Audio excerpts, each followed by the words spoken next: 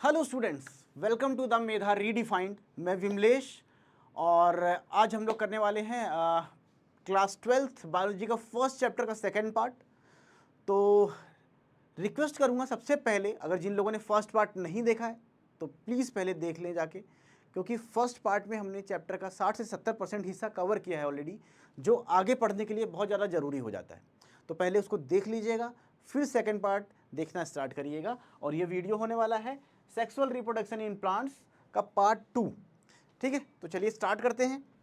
Part 1 में हमने flowers के बारे में पढ़ा था, और फ्लावर्स में male reproductive part, female reproductive part का डेवलपमेंट कैसे होता है, या मेल और फीमेल गैमीट का डेवलपमेंट कैसे होता है, डिटेल में हमने समझा था। उसके बाद गैमीट्स के डेवलपमेंट के बाद पॉलिनेशन क्या होता है, कितने टाइप्स हैं पॉलिनेशन के, कैसे वो हेल्प करता है फर्टिलाइजेशन में, ये सारी चीज़ें हमने ऑलरेडी पढ़ी हुई हैं पार्ट 1 में। ठीक है, तो आज हम लोग स्टार्ट कर रहे हैं आउट ब्रीडिंग डिवाइसेस से। आउट ब्रीडिंग डिवाइसेस से हमको स्टार्ट करना है। इससे पहले की चीज़ें पार्ट 1 में डिटेल में है, तो प्लीज़ आप लोग देख लीजिएगा।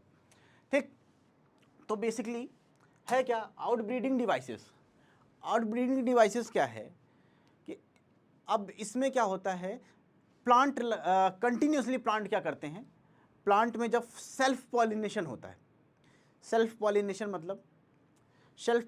मतलब सेम प्लांट का पॉलन ग्रेन सेम प्लांट के ही स्टिग्मा पे जाके स्टिक कर जाता है और एग को फर्टिलाइज कर देता है, और उसी से एम्ब्रियो का डेवलपमेंट होता है।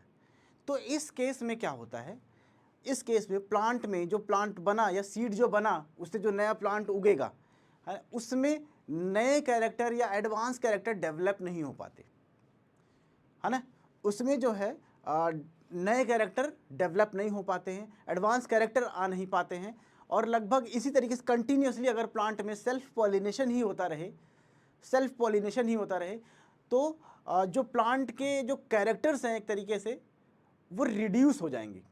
मतलब जो कैरेक्टर ऑलरेडी हैं वो तो हैं, जो चेंज होते इन्वायरमेंट के साथ जो नए कैरेक्टर डेवलप होते हैं वो नहीं हो पाएंगे, और इससे प्लांट जो है वो क्या करेगा, अपने इन्वायरमेंट के साथ अडेप्ट करने में उसको प्रॉब्लम होगी। ठीक है, तो आउट ब्रीडिंग डिवाइसेस में क्या है, इसमें हम लोग पढ़ेंगे कैसे प्लांट में सेल्फ पॉलिनेशन को रोका जाता है और क्रॉस पॉलिनेशन करा के प्लांट्स के अंदर नए नए कैरेक्टर्स डेवलप कराए जाते हैं। ठीक है, तो आप लोगों को समझ में आ गया इसमें सेल्फ पॉलिनेशन क्यों हार्मफुल है प्लांट्स के लिए, क्योंकि उसमें नए नए कैरेक्टर्स डेवलप नहीं होंगे, ठीक है, जैसे कि आप लोग देख सकते हैं, यहाँ देखिए, repeated self pollination leads to inbreeding depression.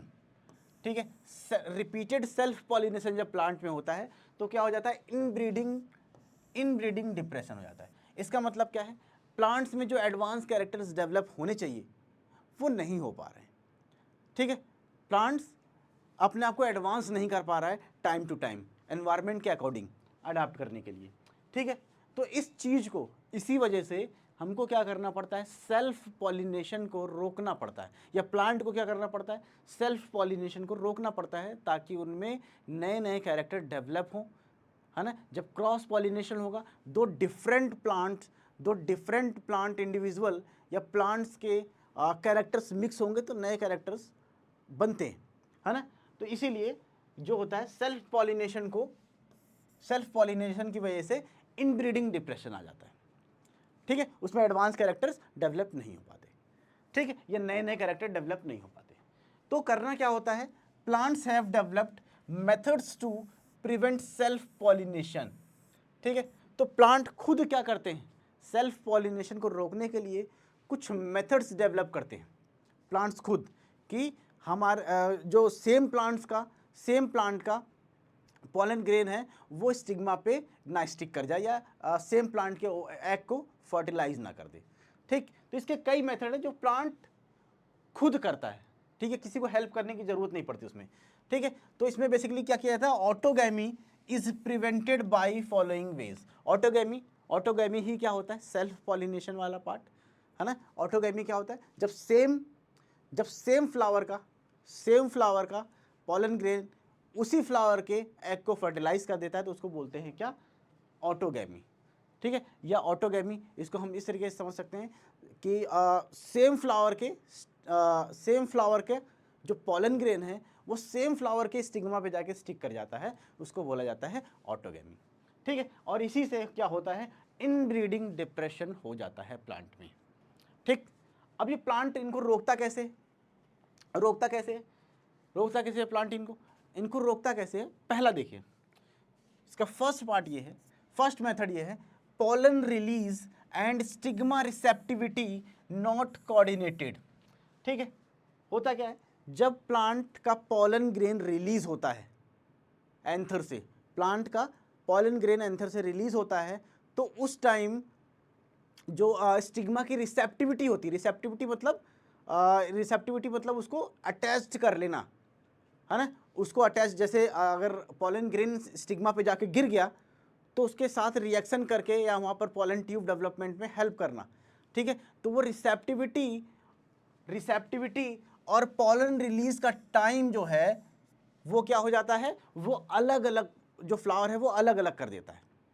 ठीक है, जब पॉलन ग्रेन रिलीज होता है उस टाइम जो रिसेप्टिविटी है स्टिग्मा की वो एक्टिवेट नहीं रहती, है ना, वो एक्टिवेट नहीं रहती, इसीलिए पॉलन ग्रेन इसको जाके क्या करता है, जिसको फर्टिलाइज नहीं कर सकता, या स्टिग्मा पे जाके स्टिक करके पॉलन ट्यूब ग्रो नहीं कर सकता। ठीक है, समझ में आ गया। पहला क्या है मेथड कि पॉलन रिलीज और स्टिग्मा रिसेप्टिविटी कोऑर्डिनेटेड नहीं होती, एक साथ नहीं होती है, अलग अलग टाइम पे होती है। तो इससे क्या होता है कि सेम प्लांट का, सेम फ्लावर का पॉलन ग्रेन स्टिग्मा पे या उसको फर्टिलाइज नहीं करता, स्टिग्मा पे ट्रांसफर नहीं हो पाता। ठीक है, ठीक।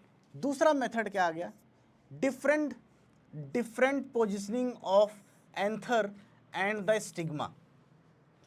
ठीक है, different positioning of anther and stigma.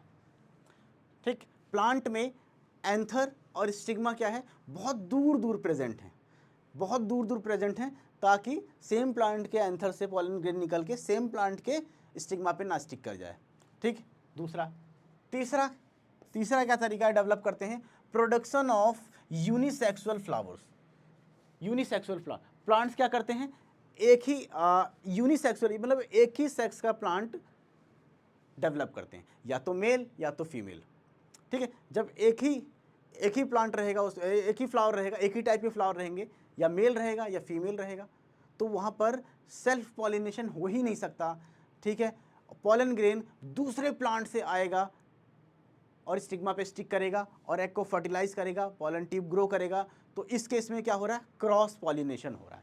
ठीक है, क्रॉस पॉलिनेशन हो रहा है। तो इस तरीके से प्लांट क्या करता है, सेल्फ पॉलिनेशन को प्रिवेंट करता है, ऑटोगैमी को प्रिवेंट करता है।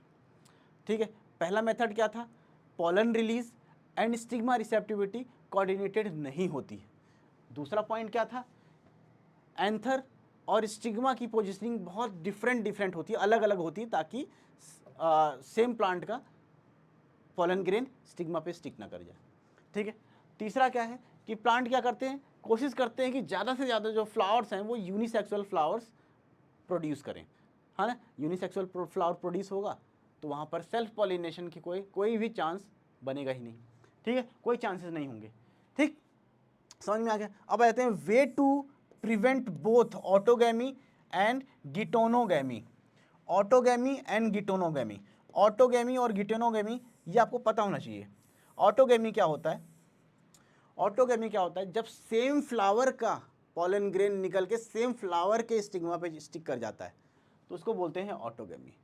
ठीक है, गिटोनोगैमी क्या होता है, जब एक ही प्लांट के दूसरे फ्लावर से पॉलन ग्रेन निकलता है और दूसरे फ्लावर के स्टिग्मा पे जाके स्टिक करता है तो उस प्रोसेस को बोलते हैं गिटोनोगैमी। ठीक है, गिटोनोगैमी। ठीक, अब इसमें क्या होता है, presence of male and female flowers on different plant such that each plant is either male और फीमेल। इस केस को बोलते हैं डायोसी। जब प्लांट यूनिसेक्सुअल होता है तो उस केस को क्या बोला जाता है, डायोसी। ठीक है, ठीक। तो यहाँ पर हम ऑटोगैमी और गिटोनोगैमी दोनों प्रिवेंट तभी कर सकते हैं, या प्लांट तभी प्रिवेंट कर सकता है जब वो कैसा हो, यूनिसेक्सुअल प्लांट हो। यूनिसेक्सुअल प्लांट हो, या तो उसके पास मेल ऑर्गन होंगे या तो फीमेल ऑर्गन होंगे। ठीक है। This mechanism is present in several species of papaya. ठीक है, पपाया क्या है, यूनिसेक्सुअल प्लांट है ना। उसमें जो एक प्लांट होता है या तो मेल होगा या तो फीमेल होगा। समझ में आ गया? ठीक है, तो इस तरीके से आउट ब्रीडिंग डिवाइसेस, ये मेथड्स हैं जिसके थ्रू प्लांट क्या करता है, सेल्फ पॉलिनेशन को प्रिवेंट करता है, ताकि इन ब्रीडिंग डिप्रेशन ना हो। ठीक है, और उसके मेथड्स हमने पढ़ लिए, ये मेथड्स आप लोगों के सामने हैं। बहुत इंपॉर्टेंट है, यहाँ से क्वेश्चन पूछे जाते हैं, तो ध्यान से समझिएगा आप लोग। ठीक है, अब आ जाते हैं पॉलन पिस्टिल इंटरेक्शन। बेसिकली होता क्या है कि जब प्लांट में पॉलिनेशन होता है, पॉलिनेशन क्या है, transfer of pollen grain to stigma, इस प्रोसेस को क्या बोलते हैं, पॉलिनेशन बोलते हैं।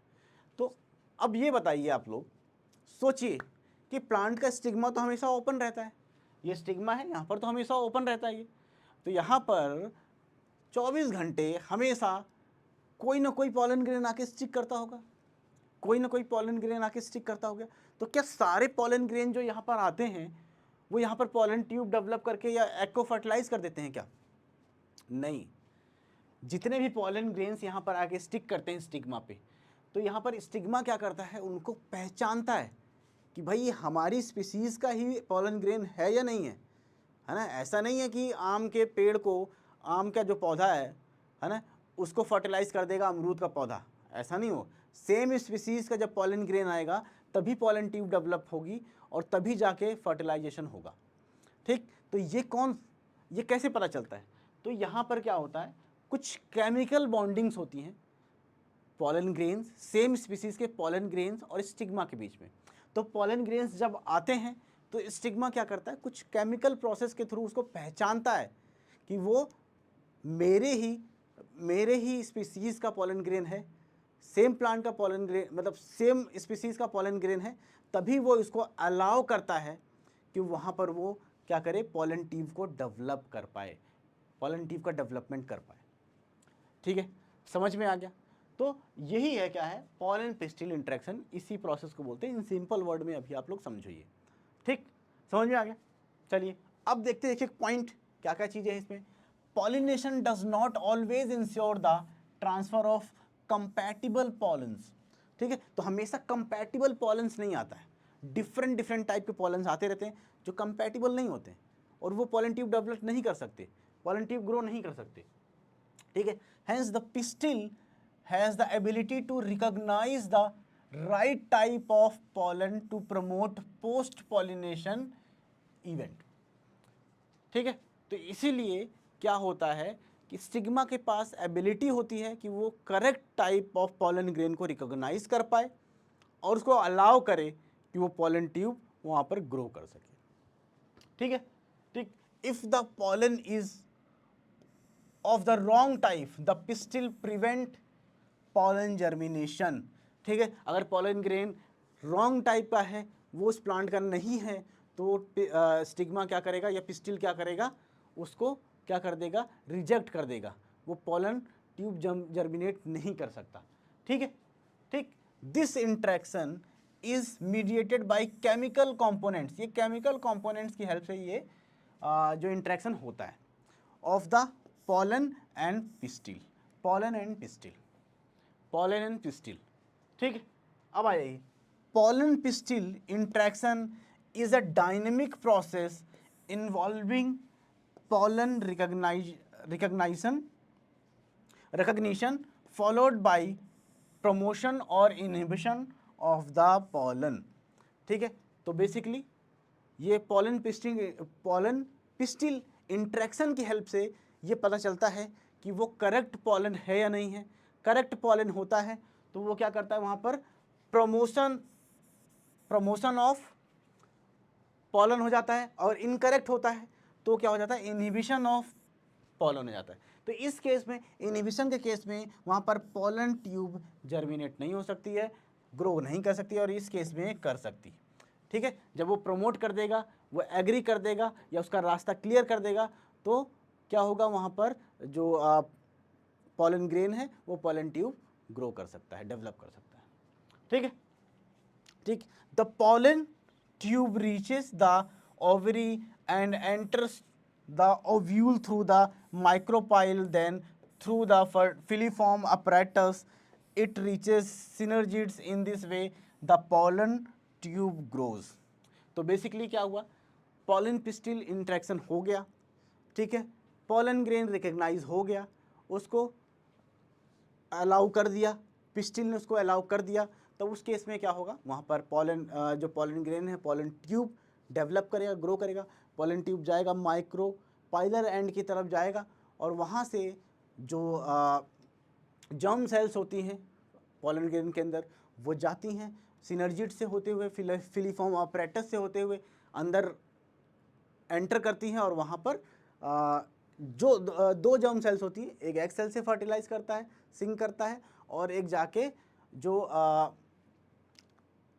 दो न्यूक्लियस होते हैं पोलर न्यूक्लियाई, एक जाके उनसे फ्यूज़ करता है।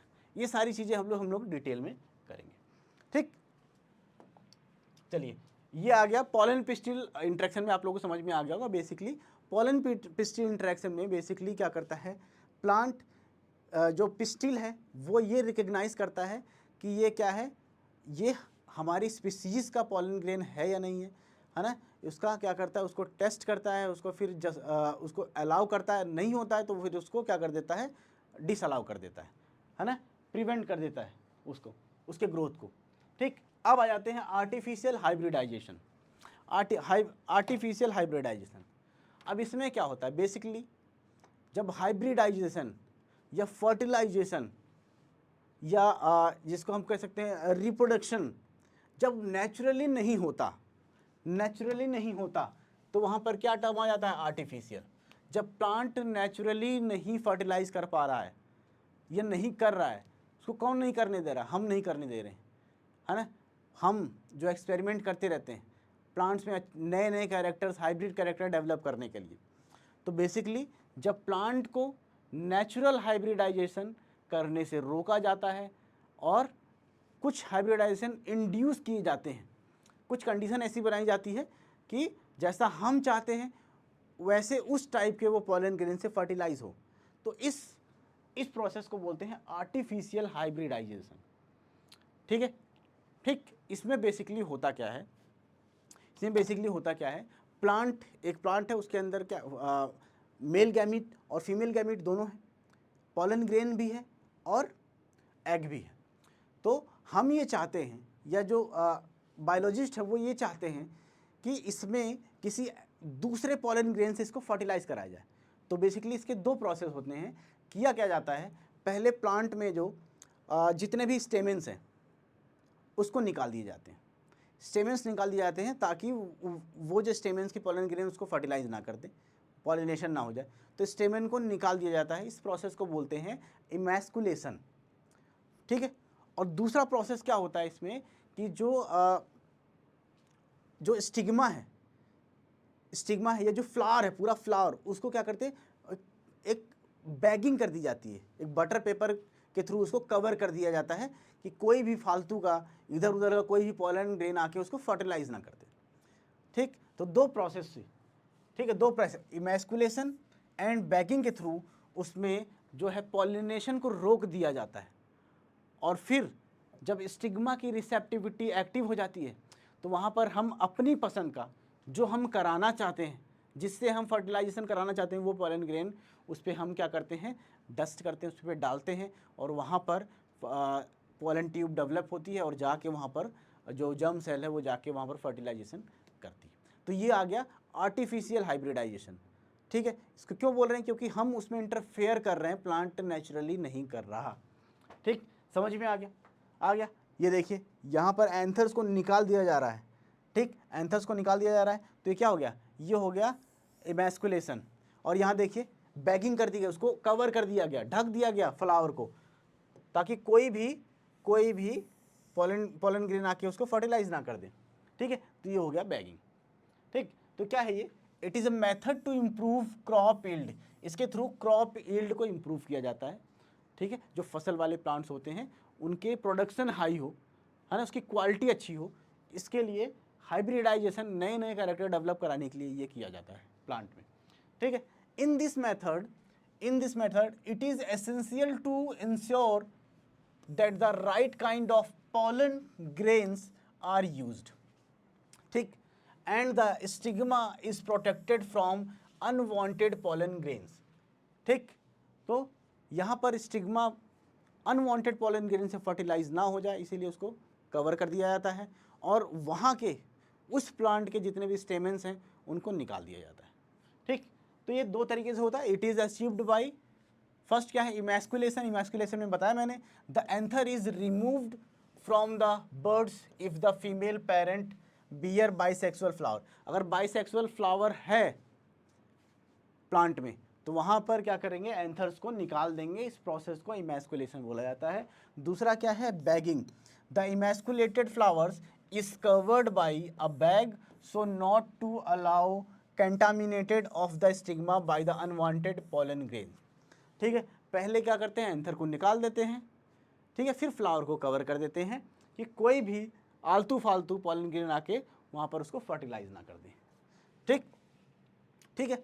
अब क्या होता है, अब जिस पॉलन ग्रेन से हमको फर्टिलाइजेशन कराना होता है, पॉलीथीन हटाते हैं या बैगिंग का जो प्रोसेस उसको हटाते हैं, कवरिंग उसकी हटाते हैं, उस पर अपने डिज़ायर्ड पॉलन ग्रेन्स को स्टिग्मा पे स्टिक करते हैं, डस्ट करते हैं और फिर से उसको ढक देते हैं, फिर से फ्लावर को ढक देते हैं, ठीक है। देखिए, when the stigma of the bagged flower becomes receptive, जब वो रिसेप्टिव हो जाता है, the collected pollen grains are dusted on to the stigma and then flower is rebagged, ठीक है, ठीक है। डिजायर्ड पॉलन ग्रेन को वहाँ स्टिग्मा पे स्टिक करवा देते हैं और फिर से उसको ढक दिया जाता है, ठीक है। उसके बाद कहता है if the female parent is unisexual, अगर यूनिसेक्सुअल है तो वहाँ पर ये बताइए, अगर यूनिसेक्सुअल प्लांट है तो वहाँ पर इमैस्कुलेशन की ज़रूरत होगी क्या, नहीं होगी, क्योंकि वहाँ पर तो एंथर है ही नहीं, है ना। अगर फीमेल पेरेंट है वो यूनिसेक्सुअल है तो इमैस्कुलेशन इज नॉट नेसेसरी, ठीक है। In this case the female bird is directly bagged and when the stigma turns receptive, suitable pollen grains are dusted onto so as to allow germination, ठीक है।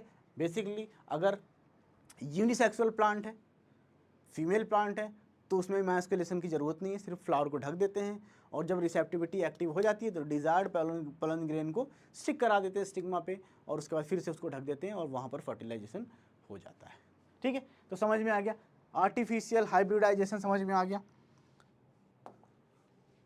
चलिए अब आ जाते हैं अपने मेन टॉपिक पे, ठीक है। ये मेन टॉपिक है, यहाँ पर इसको थोड़ा समझ लीजिए। बेसिकली होता क्या है, बेसिकली यहाँ पर हो क्या रहा है, ठीक।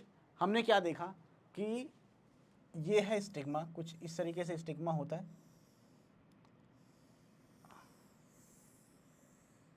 ये ओवरी हो गई, ठीक है, और यहाँ पर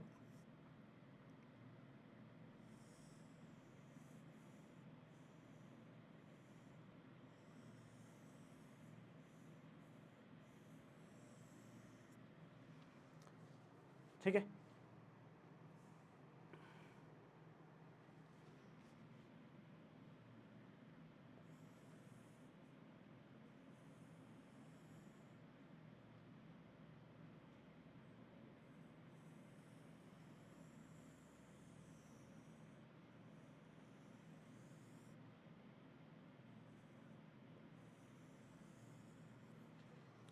ठीक है, इस तरीके से ओवरी होती है, ये स्टिग्मा है। यहाँ पर क्या है, यहाँ पर हमने ये समझ लिया था, हमने फर्स्ट पार्ट में हमने क्या समझा था, फर्स्ट पार्ट में हमने जो मेल गैमीट है, मेल गैमीट उसका डेवलपमेंट हमने समझ लिया था कैसे होता है, और फीमेल गैमीट का डेवलपमेंट कैसे होता है वो हमने समझ लिया था, ठीक। ये सारी चीज़ें हमने समझ ली थी। थोड़ा सा मैं बड़ा बना देता हूँ और ताकि और अच्छे तरीके से समझ में आए। ठीक है, थोड़ा सा बड़ा बना देता हूँ।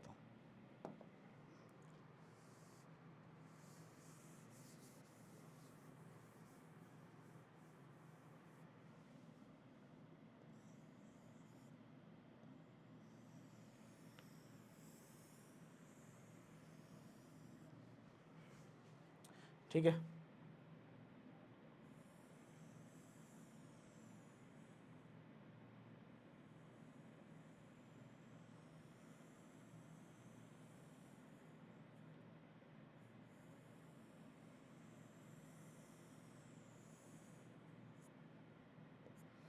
कुछ इस तरीके से ये क्या है, ये माइक्रोपाइलर एंड है। ये क्या है, ये माइक्रोपाइलर एंड है।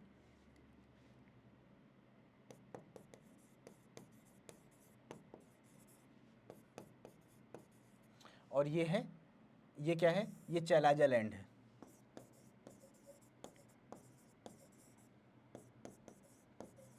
ठीक, तो बेसिकली हमने क्या पढ़ा था, जब फीमेल गैमीट का जब डेवलपमेंट हो जाता है कम्प्लीटली, तो यहाँ पर क्या होते हैं, 7 सेल होते हैं, 7 सेल स्ट्रक्चर होता है। कितने सेल होते हैं, 7 सेल होते हैं। ठीक, यहाँ पर कुछ ये क्या होती है, एंटीपोडल सेल्स, 3 एंटीपोडल सेल्स होती हैं, और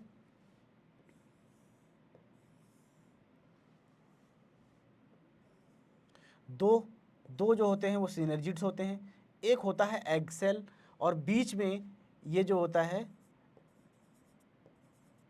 ये पोलर न्यूक्लियाई होते हैं, ये पोलर न्यूक्लियाई होते हैं, है ना। तो ये कंडीशन कैसी थी, ये कंडीशन थी कैसी, 7 सेल्ड 8 न्यूक्लिएटेड। ठीक है, यहाँ पर जो यहाँ पर ओव्यूल का डेवलपमेंट हुआ, या फीमेल गैमीटोफाइट का डेवलपमेंट हुआ है, उसमें क्या होता है, 7 सेल मतलब 7 सेल होंगी इसमें। ठीक है, और 8 न्यूक्लियस होंगे। यहाँ पर जो सेंट्रल सेल है उसमें 2 न्यूक्लियस होते हैं। ठीक है, और हमने ये पढ़ा कि पॉलन ग्रेन का डेवलपमेंट कैसे होता है। कुछ इस तरीके से पॉलन ग्रेन होती है, और वहाँ पर ये एग्जाइन है, आउटर वॉल, और उसकी इनर वॉल इंटाइन होती है, और यहाँ पर एक फ्लोटिंग सेल होती है जिसको जर्म सेल्स बोलते हैं, और ये बड़ी वाली सेल है जिसके पास इरेगुलर न्यूक्लियस होता है, ये होता है वेजिटेटिव सेल। ये है जर्म सेल और ये है वेजिटेटिव सेल।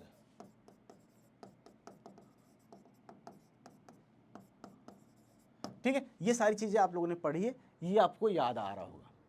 बेसिकली होता क्या है यहाँ पर, अब ये भी मैंने बताया था कि 60% केसेस में 60% केसेस में ये जो 60% केसेस में ये जो पॉलन ग्रेन है वो क्या होता है, 2 सेल्ड होता है, 2 सेल्ड। बट 40% केसेस में यहाँ पर जर्म सेल्स 2 होते हैं, तो ये हो जाता है 3 सेल्ड। ठीक है, इतनी चीज़ें हमको पता है। ठीक है, अब क्या होता है, अब हमने पॉलिनेशन का भी पूरा पढ़ लिया, डिटेल में पॉलिनेशन होता है क्या है। तो ये हम समझते हैं कि पॉलिनेशन यहाँ पर हो गया है। क्या हो गया, पॉलिनेशन हो गया यहाँ पर। ठीक है, पॉलिनेशन हो गया, यहाँ पर आ गया पॉलन ग्रेन, यहाँ पर आके स्टिक कर गया। ठीक है, कंपैटिबल पॉलन ग्रेन यहाँ पर आके स्टिक कर गया, कुछ इस तरीके से। ठीक, ये पॉलन ग्रेन जो है यहाँ पर आके स्टिक कर गया बेसिकली। अब होता क्या है, यहाँ पर जो वेजिटेटिव सेल्स होती है ना, इसके अंदर जो वेजिटेटिव सेल है उसका काम क्या होता है, पॉलन ट्यूब डेवलप करना। तो vegetative cell pollen tube develop करेगी, है ना। तो वेजिटेटिव सेल क्या करेगी, बेसिकली पॉलन ट्यूब डेवलप करेगी। इस तरीके से पॉलन ट्यूब डेवलप होगी, और ये पॉलन ट्यूब जाएगा कहाँ, माइक्रोपाइलर एंड पे।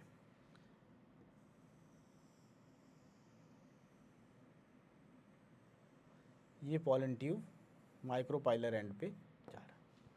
ठीक है, बेसिकली अब यहाँ पर क्या है, जर्म सेल एक होता है, लेकिन 40% केसेस में जर्म सेल एक ही होता है। ठीक, लेकिन वो जैसे ही यहाँ पर लैंड करता है पोलन ग्रेन, ये जर्म सेल दो बन जाते हैं, दो जर्म सेल्स बन जाते हैं, दो जर्म सेल्स बन जाते हैं। देखिए दो जर्म सेल्स बन गए, वो डिवाइड होके दो जर्म सेल बन जाता है, ठीक है, दो जर्म सेल बन जाता है, ठीक। अब ये दो जर्म सेल्स देखिए हम मूव करते हुए आते हैं, मूव करते हुए आते हैं, ये दो जर्म सेल्स हैं, ये आते हैं माइक्रोपाइलर एंड पे कुछ इस तरीके से यहाँ पर आएंगे। और यहाँ पर बेसिकली होता क्या है, यहाँ पर बेसिकली होता क्या है, यहाँ पर एक कुछ इस तरीका का स्ट्रक्चर होता है, थिकनिंग हो जाती है यहाँ पर बेसल साइड पे या सिनर्जिड के आसपास थोड़ी थिकनिंग हो जाती है, ठीक है, टिश्यूज की थिकनिंग हो जाती है। उस थिकनिंग को बोलते हैं, उस थिकनिंग को बोलते हैं फिलीफॉर्म अपरेटस। इस थिकनिंग को बोला जाता है filiform apparatus, filiform apparatus. Basically ये क्या करता है, पोलन ट्यूब को अंदर एंटर करने में हेल्प करता है, ठीक है, ठीक। अब यहाँ पर ये आप लोग देख रहे हैं, ये देख रहे हैं आप लोग, दो जर्म सेल्स हैं, दो जर्म सेल्स हैं, दो जर्म सेल्स हैं जो इसके अंदर एंटर हो गए, दो जर्म सेल्स हैं जो ये सिनर्जिड से होते हुए इसके अंदर एंटर हो गए, ठीक। तो एक जर्म सेल क्या करता है, एक जर्म सेल फ्यूज करेगा एग सेल से। ये क्या है, ये एग सेल है, ये एग सेल है। बेसिकली पहले मैं सबको मार्क कर देता हूँ, ये फिलीफॉर्म अपरेटस हो गया, ये एग सेल होगा। ये जो दो हैं, ये जो दो दिख रहे हैं आपको, ये क्या है, ये सिनर्जिड्स हैं,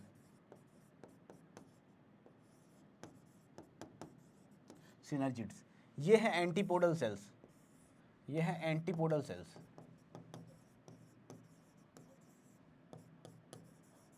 एंटीपोडल सेल्स, ठीक। ये जो दो दिख रहे हैं, ये है पोलर न्यूक्लियाई, ये है पोलर न्यूक्लियाई, पोलर न्यूक्लियाई दो हैं, दो हैं नंबर में, ठीक। तो एक जर्म सेल तो फ्यूज करता है किससे, एग सेल से, एक जर्म सेल फ्यूज करता है एग सेल से, ठीक है, ठीक। और दूसरा जर्म सेल है वो फ्यूज करता है जाके ये दोनों जो पोलर न्यूक्लियाई हैं इनसे, ठीक, ठीक है। एक जर्म सेल फ्यूज कर रहा है किससे, यहां पर मैं दिखाता हूं, एक जर्म सेल फ्यूज कर रहा है एग सेल से, और दूसरा जर्म सेल फ्यूज कर रहा है किससे, पोलर न्यूक्लियाई से, ठीक है। समझ में आ गया, समझ में आ गया।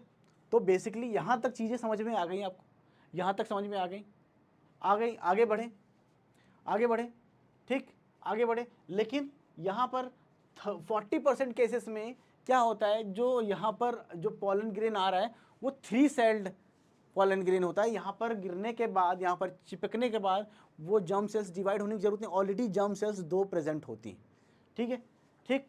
समझ में आ गया। यहाँ तक हमने पढ़ लिया, ये स्ट्रक्चर हमने समझ लिया, और हमने ये समझ लिया कि दो जर्म सेल्स एंटर होती हैं माइक्रोपाइलर एंड से, और एक जाके फ्यूज करती है एग सेल से, और दूसरी जाके फ्यूज करती है पोलर न्यूक्लियाई से, ठीक। इतना समझ में आ गया। आगे बढ़ें, आगे बढ़ें, आगे बढ़ते हैं, ठीक है, इतना समझ में आ गया। अब यहाँ पर एग सेल से एक जर्म सेल फ्यूज हो गया, ठीक है, एक जर्म सेल फ्यूज हो गया। इस प्रोसेस को बोलते हैं क्या, इस प्रोसेस को बोलते हैं सिंगैमी। क्या बोला जाता है, सिंगैमी।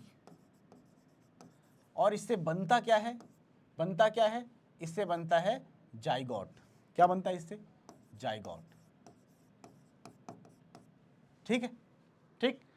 और दूसरा जो है पोलर न्यूक्लियाई, पोलर न्यूक्लियाई जो दो हैं नंबर में, दो हैं, ठीक है, इनसे फ्यूज करता है दूसरा वाला जर्म सेल्स,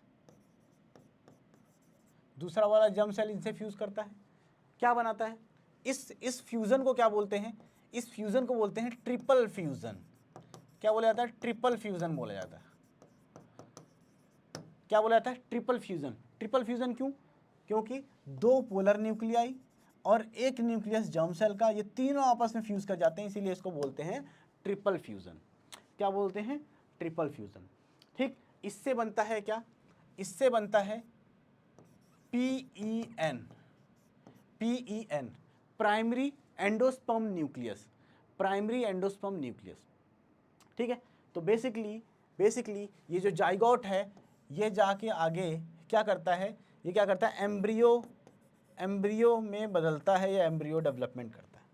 ठीक है, लेकिन जो PEN है या PEN प्राइमरी एंडोस्पर्म न्यूक्लियस, या फिर इसके सेल को क्या बोलते हैं, सेल को क्या बोलते हैं, PEC, मतलब primary endosperm cell, primary endosperm cell. ये बनाता क्या है, ये बनाता है एंडोस्पर्म, ये बनाता है एंडोस्पर्म, ये बनाता है एंडोस्पर्म। तो ये प्रोसेस पूरी वहाँ पर होती है। ठीक है, ठीक, डिटेल में थोड़ा और समझाता हूँ। ठीक है, एक जो जर्म सेल है एग सेल से फ्यूज़ करता है, इस प्रोसेस को सिंगेमी बोलते हैं। ठीक है, और उससे बनता है जाइगोट, और जाइगोट का फर्दर डेवलपमेंट होता है और वो बन जाता है एम्ब्रियो, एम्ब्रियो से सीड बन जाता है। ठीक है, इतनी कहानी समझ में आ गई। दूसरा जो जर्म सेल है वो फ्यूज़ करता है पोलर न्यूक्लियाई से, जो 2 होते हैं नंबर में, तो मिला जुला के 3 हो जाते हैं, इसीलिए इनको बोला जाता है ट्रिपल फ्यूजन। और इनसे जो न्यूक्लियस बना उसको बोलते हैं प्राइमरी एंडोस्पर्म न्यूक्लियस, और जो सेल बनी उसको बोलते हैं प्राइमरी एंडोस्पर्म सेल। और ये सेल आगे चलकर क्या बनाती है, एंडोस्पर्म, क्या बनाती है, एंडोस्पर्म। ठीक है, और ये जाइगोट आगे चल के क्या बनाएगा, एम्ब्रियो। ठीक, तो ये दोनों प्रोसेस मिलाकर, दोनों प्रोसेस को मिलाकर, इसीलिए इसको बोलते हैं क्या, डबल फर्टिलाइजेशन। क्या बोला जाता है, डबल फर्टिलाइजेशन, फर्टिलाइजेशन। समझ में आ गया, समझ में आ गया, इतना समझ में आ गया। ठीक, इतना समझ में आ गया।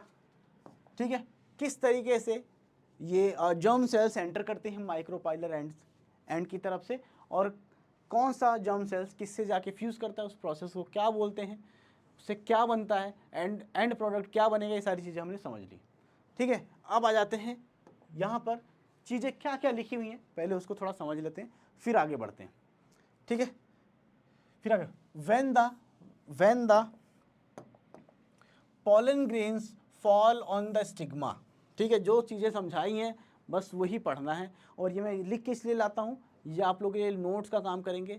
जितनी चीज़ें लिखी हुई हैं इसको बस नोट कर लीजिए, इससे बेहतर नोट बनाने की ज़रूरत नहीं पड़ेगी आपको, है ना, बहुत अच्छा नोट्स बन जाएगा आपका। ठीक, the pollen tube enters on the synergids, pollen tubes grow करती है जाके सिनर्जिड्स में एंटर करती है फिलीफॉर्म अपरेटस की हेल्प से।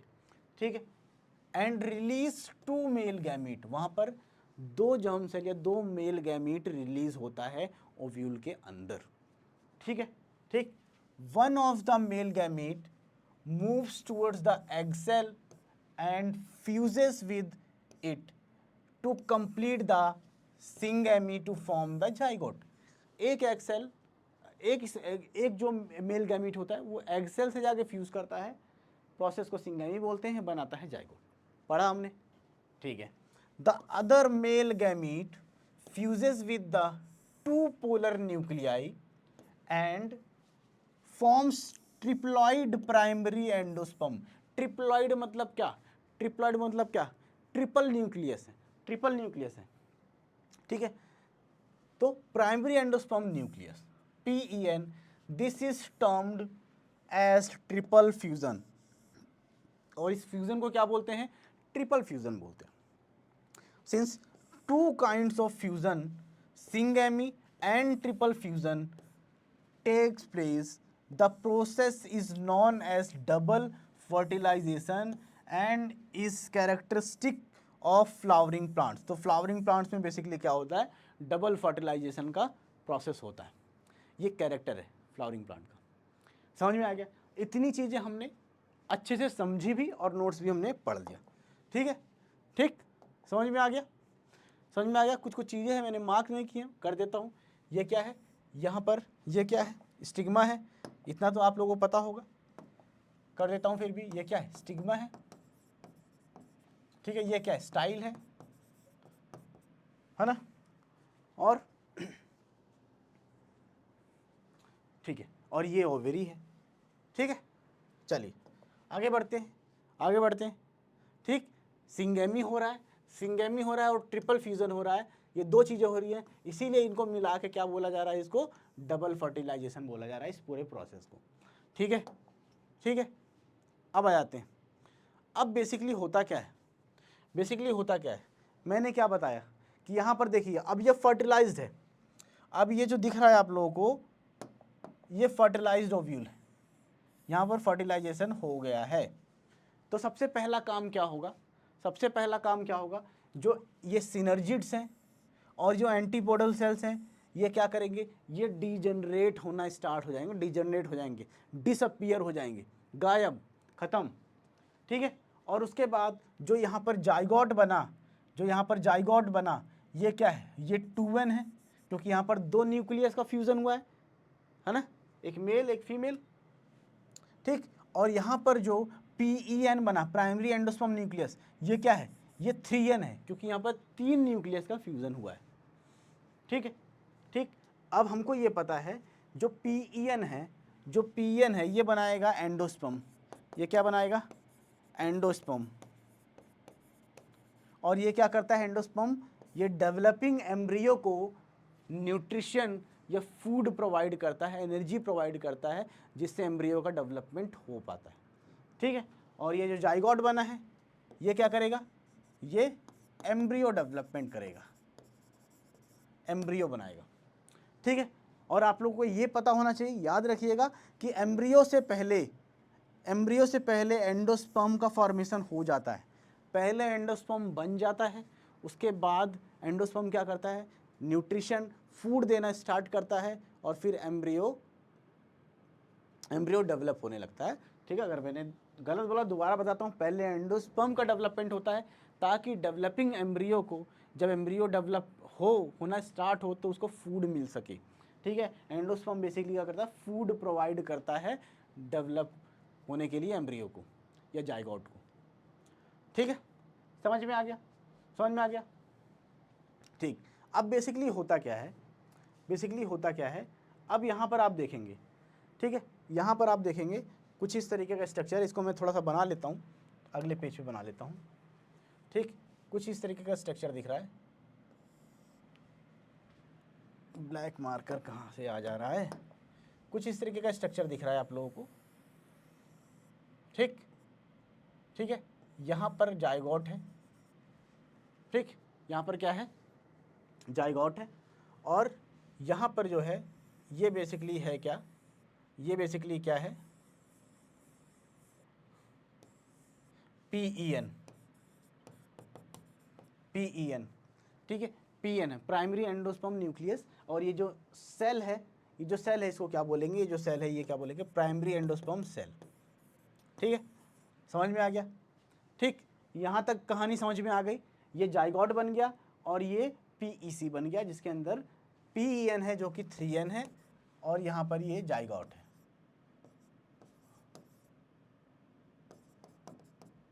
जो कि 2n है। ठीक, यहाँ तक चीज़ें समझ में आ गई।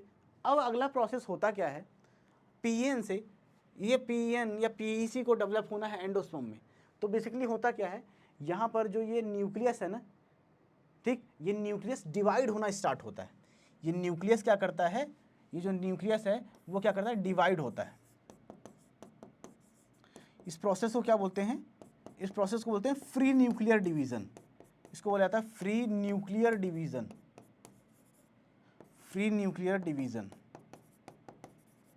ठीक, फ्री न्यूक्लियर डिवीजन, जो न्यूक्लियस है उसका कई बार डिवीजन होता है, ढेर सारे न्यूक्लियस बन जाते हैं छोटे छोटे।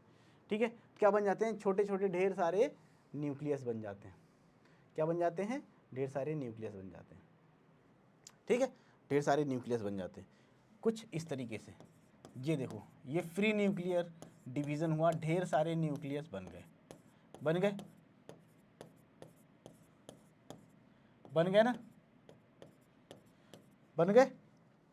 ठीक है, अब क्या होगा, फ्री न्यूक्लियर डिवीजन जब हो गया कंप्लीट, ठीक है, ढेर सारे न्यूक्लियस बन गए, ये PEC PEN सब हट गए, है ना, कहानी इनकी हो गई ख़त्म। अब क्या होगा, जब ढेर सारे न्यूक्लियस बन जाएंगे तो सारे न्यूक्लियस के अराउंड क्या होगा, एक सेल वॉल, ये प्लाज्मा मेम्ब्रेन या सेल वॉल बन जाएगी कुछ इस तरीके से। मेम्ब्रेन बन जाएगी और ये बन जाता है, ये ढेर सारी सेल्स मिलकर क्या बनाती हैं, ये अब बन गया क्या, ये अब बन गया एंडोस्पर्म। क्या बन गया, एंडोस्पर्म, जो अब जाइगोट को न्यूट्रिशन देगा कि जाइगोट का डेवलपमेंट हो और वो एम्ब्रियो बने, एम्ब्रियो से फिर सीड बने। ठीक है, समझ में आ गया, एंडोस्पर्म कैसे बना है समझ में आ गया। अब क्या होता है, अब ये सब अब होता क्या है, अब बेसिकली क्या होता है, ये जो है जाइगोट जो जाइगोट है ये 2 सेल्स में डिवाइड हो जाता है, 2 सेल्स में डिवाइड हो जाता है कुछ इस तरीके से, जाइगोट जो है वो 2 सेल्स में डिवाइड हो जाता है कुछ इस तरीके से। ठीक है, ये जो बड़ी वाली सेल्स दिख रही है इसको बोलते हैं सस्पेंसर सेल। ठीक है, और ये नीचे वाली सेल्स है इसको बोलते हैं एम्ब्रियोनिक सेल।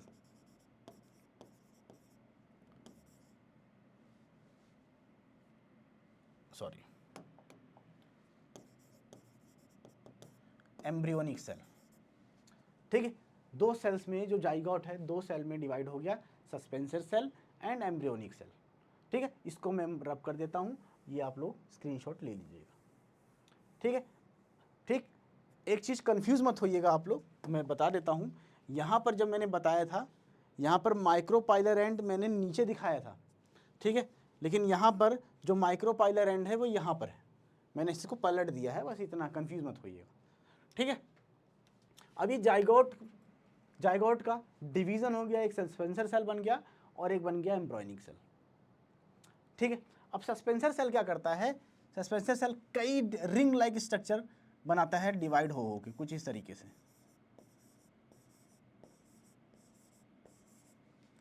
ठीक है, और यहाँ पर ये एम्ब्रियोनिक सेल। ठीक, ये रिंग लाइक स्ट्रक्चर बन जाता है कुछ इस तरीके से, और ये रिंग लाइक स्ट्रक्चर बनता जाता है, लगभग ये जो रिंग्स होती हैं वो 6 to 10 के अराउंड होती हैं, 6 से 10 के बीच में होती। ठीक, अब बेसिकली हुआ क्या, यहाँ पर हुआ क्या, जो जाइगोट है ये 2 पार्ट में डिवाइड हो गया। ठीक है, अभी जो सस्पेंसर सेल है कुछ इस तरीके से, ये सस्पेंसर सेल है, ये सस्पेंसर सेल क्या कर रही हैं, एम्ब्रियो को ये सस्पेंसर सेल क्या कर रही हैं, दूसरे पेन से बना दूं, ठीक है, किससे बनाता हूँ, रेड से बना देता हूँ, या रेड से बना देता हूँ। ये सस्पेंसर सेल का काम सिर्फ ये होता है कि ये क्या करती हैं, ये एम्ब्रियो को, ये मान लीजिए ये एम्ब्रियो को नीचे धसा देती हैं, कहाँ पर, एंडोस्पर्म में, एंडोस्पर्म के अंदर नीचे धसा देती हैं। ठीक है, ये जब ढेर सारी रिंग बनती है तो ये एम्ब्रियोनिक सेल को नीचे धसा देती। एम्ब्रियोनिक सेल को देखिए, पहले यहाँ था ना एम्ब्रियोनिक सेल, अब ये ढेर सारी रिंग लाइक स्ट्रक्चर की जो सेल्स बन के एम्ब्रियो को नीचे धकेल के ले गई और एंडोस्पर्म में इसने धसा दिया। अब ये एंडोस्पर्म के बीच में आ गया, अब यहाँ से इसको न्यूट्रिशन मिलेगा और इसका डेवलपमेंट स्टार्ट हो जाएगा। ठीक है, समझ में आ गया, कोई प्रॉब्लम तो नहीं है, समझ में आ गया ना। चलिए, अब यहाँ पर क्या लिखा हुआ है, after the triple fusion the central cell becomes the primary endosperm cell, ये बता दिया, the primary endosperm nucleus give rise to the endosperm while the zygote develops into the embryo। ये चीज़ें बता दी ना। अब देखिए यहाँ पर देखिए, ये जाइगोट बन गया। ठीक है, जाइगोट से ये जाइगोट बन गया, ये आपकी एनसीईआरटी का ये डायग्राम है, ध्यान से समझिए। जाइगोट बन गया, 2 सेल्स में देखिए डिवाइड हो गया जाइगोट। नीचे वाला क्या है, एम्ब्रियोनिक सेल है, ये क्या है, सस्पेंसर। ठीक है, ये क्या है, सस्पेंसर सेल। ठीक, अब यहाँ पर देखिए, अब जो सस्पेंसर सेल है ढेर सारे रिंग लाइक सेल्स बनाएगा और जो एम्ब्रियोनिक सेल को वो नीचे ढकेल देगा। नीचे कहाँ जाएगा, वो जाके एंडोस्पर्म में जाके धंस जाएगा एम्ब्रियो। ठीक है, और फिर इसको बोलते हैं ग्लोबुलर एम्ब्रियो। इस स्टेज को जब एम्ब्रियो कुछ गोल जैसा दिखता है तो उसको बोलते हैं ग्लोबुलर एम्ब्रियो। उसके बाद एम्ब्रियो कुछ इस तरीके से बन जाता है, हार्ट शेप्ड, इसको फिर बोला जाता है हार्ट शेप्ड एम्ब्रियो। ठीक है, और फिर यहाँ पर मैच्योर एम्ब्रियो बन जाता है। फिर यहाँ पर क्या बन जाता है, मैच्योर एम्ब्रियो बन जाता है। ठीक है, मैच्योर एम्ब्रियो बन जाता है। समझ में आ गया? बेसिकली होता क्या है, बता देता हूँ। ठीक है, यहाँ पर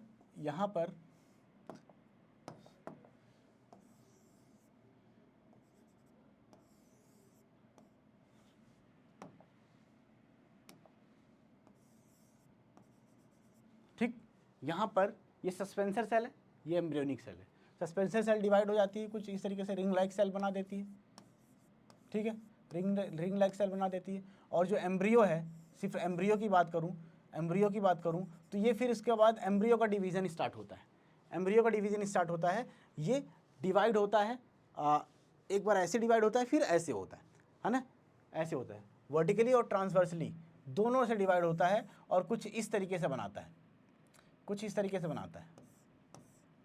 8 सेल बन जाती है, 8 सेल बन जाती है ना, 8 सेल बन जाती हैं। और इसको बोलते हैं प्रो एम्ब्रियो,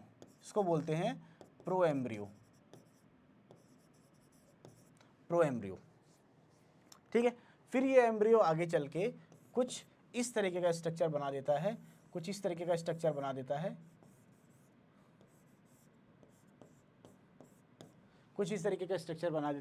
और ये हो जाता है ग्लोबुलर एम्ब्रियो।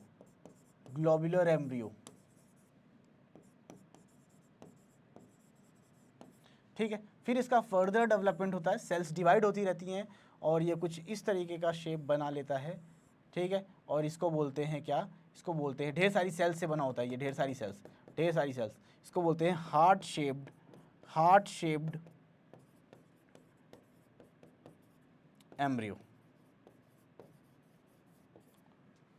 ठीक है, और उसके बाद मैच्योर एम्ब्रियो बन जाता है। उसके बाद क्या बन जाता है, मैच्योर एम्ब्रियो बन जाता है कुछ इस तरीके से। ठीक है, क्या बन जाता है, मैच्योर एम्ब्रियो, जैसे कि आप लोग यहाँ पर देख सकते हैं।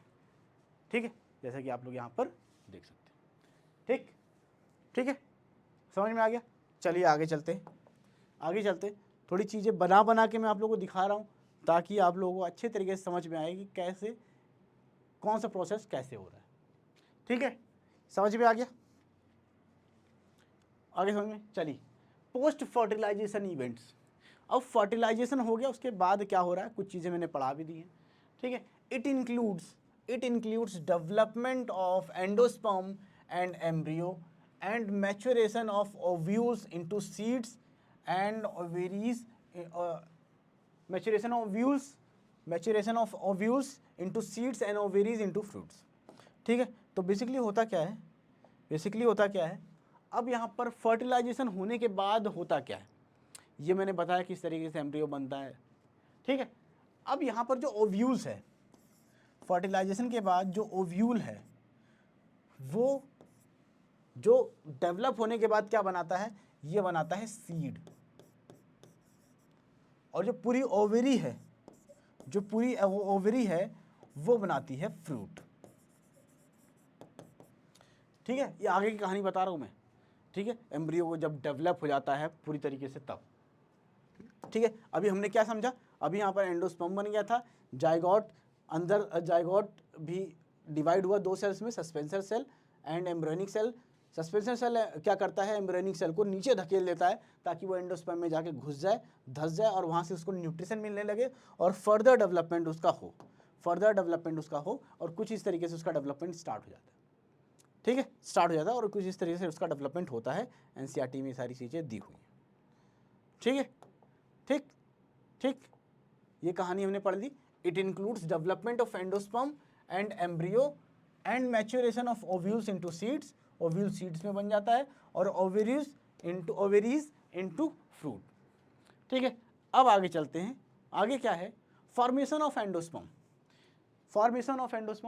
प्रोसेस मैं समझा चुका हूँ, नोट्स एक बार पढ़ देता हूँ, प्रोसेस ऑलरेडी हो चुका है।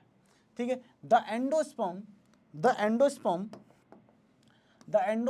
Develops before the embryo.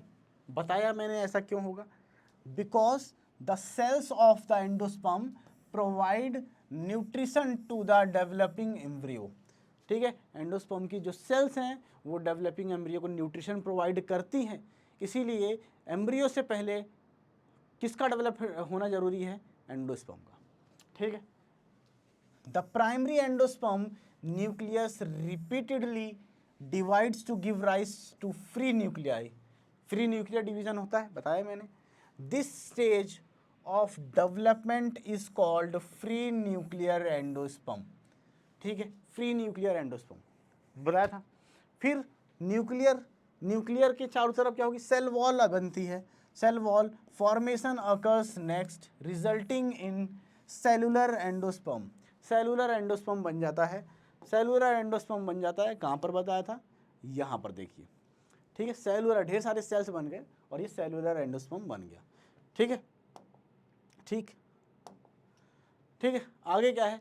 The endosperm may be either fully consumed by the growing embryo, ठीक है। कुछ एम्ब्रियो में क्या होता है? एम्ब्रियो जब तक ग्रो करता है वो पूरा का पूरा एंडोस्पर्म खा जाता है, ठीक है। कुछ एम्ब्रियो में क्या होता है? एम्ब्रियो डेवलपमेंट के दौरान पूरा का पूरा एंडोस्पर्म खत्म हो जाता है, ठीक है। द एंडोस्पर्म में बी इधर fully consumed by the growing embryo, ठीक है। ये किस में होता है? लगभग पी में होता है, बीन्स में होता है ना, ग्राम में होता है, ठीक है। और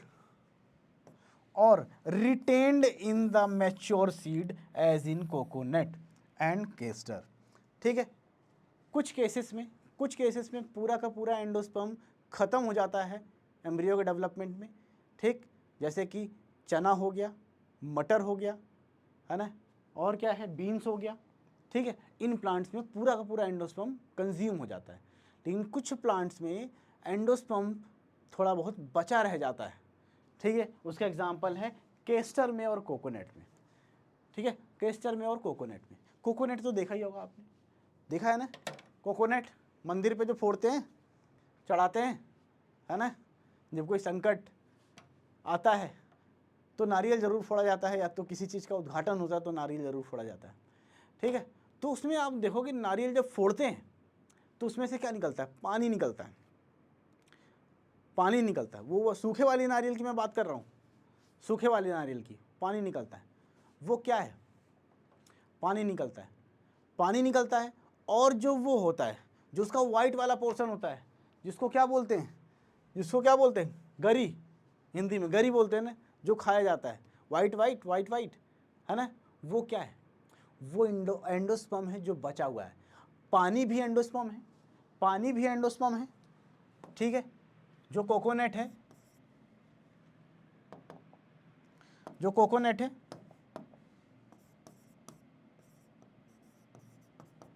ठीक है। इसमें क्या होता है? जब फोड़ते हैं इसके अंदर एक तो होता है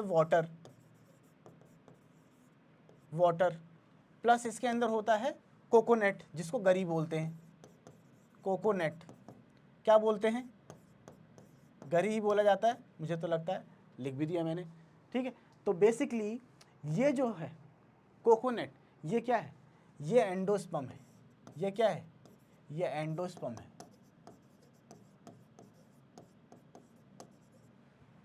सेलुलर एंडोस्पर्म, इसको मैं बोल दूंगा क्या? ये है सेलुलर एंडोस्पर्म। सेलुलर एंडोस्पर्म क्या है? सेलुलर एंडोस्पर्म है। और ये जो वाटर है, ये पता है क्या है? ये क्या है? ये न्यूक्लियर एंडोस्पर्म है, या फ्री न्यूक्लियर एंडोस्पर्म। इसको मैं ऐसे लिख सकता हूँ, free nuclear endosperm.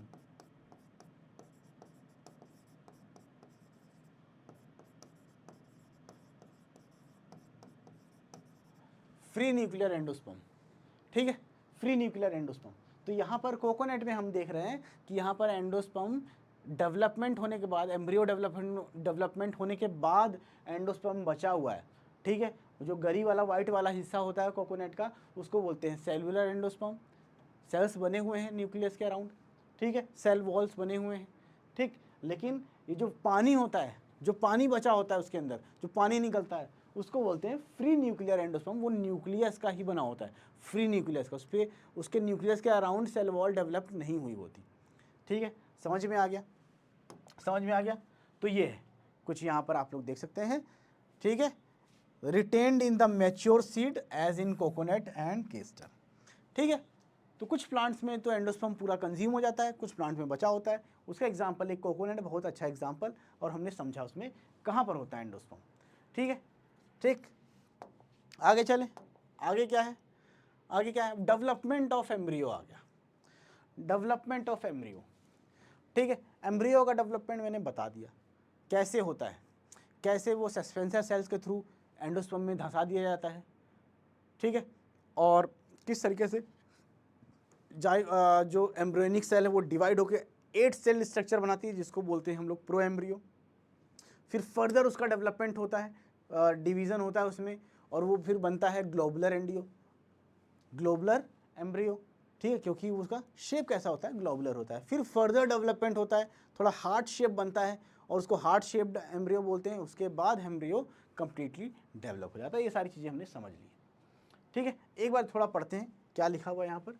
The embryo develops at the micropylar and, ठीक है। एम्ब्रियो कहाँ बनता है, माइक्रोपाइलर एंड पे बनता है। मैंने बताया माइक्रोपाइलर एंड पे ही एग सेल प्रेजेंट होता है, वहीं पर उसका फ्यूज़न होता है, सिंगेमी होती है, वहीं पर जाइगोट बनता है और वहीं पर डेवलप होना स्टार्ट होता है, ठीक।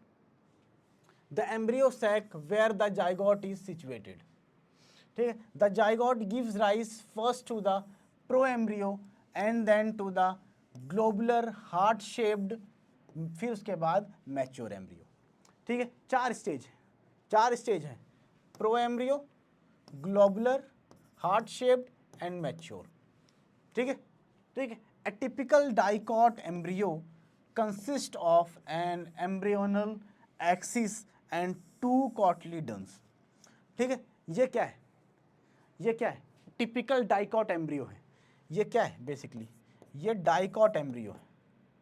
डाइकॉट एम्ब्रियो का स्ट्रक्चर ये दिया हुआ है डायग्राम, ठीक है। डाइकॉट मोनोकॉट क्या होता है पता है, डाइकॉटलीडन्स मोनोकॉटलीडन्स क्या होता है पता है, पता है। बेसिकली जब कॉटलीडन्स 2 होते हैं, कॉटलीडन्स 2, एक सीड जो होता है, जो सीड जो होता है, थोड़ा समझिए, जो सीड बनता है ना, उसके अंदर क्या होता है, सीड के अंदर 3 पार्ट होता है। अभी हम लोग आगे पढ़ेंगे, थोड़ा बता देता हूं मैं, ठीक है। सीड के अंदर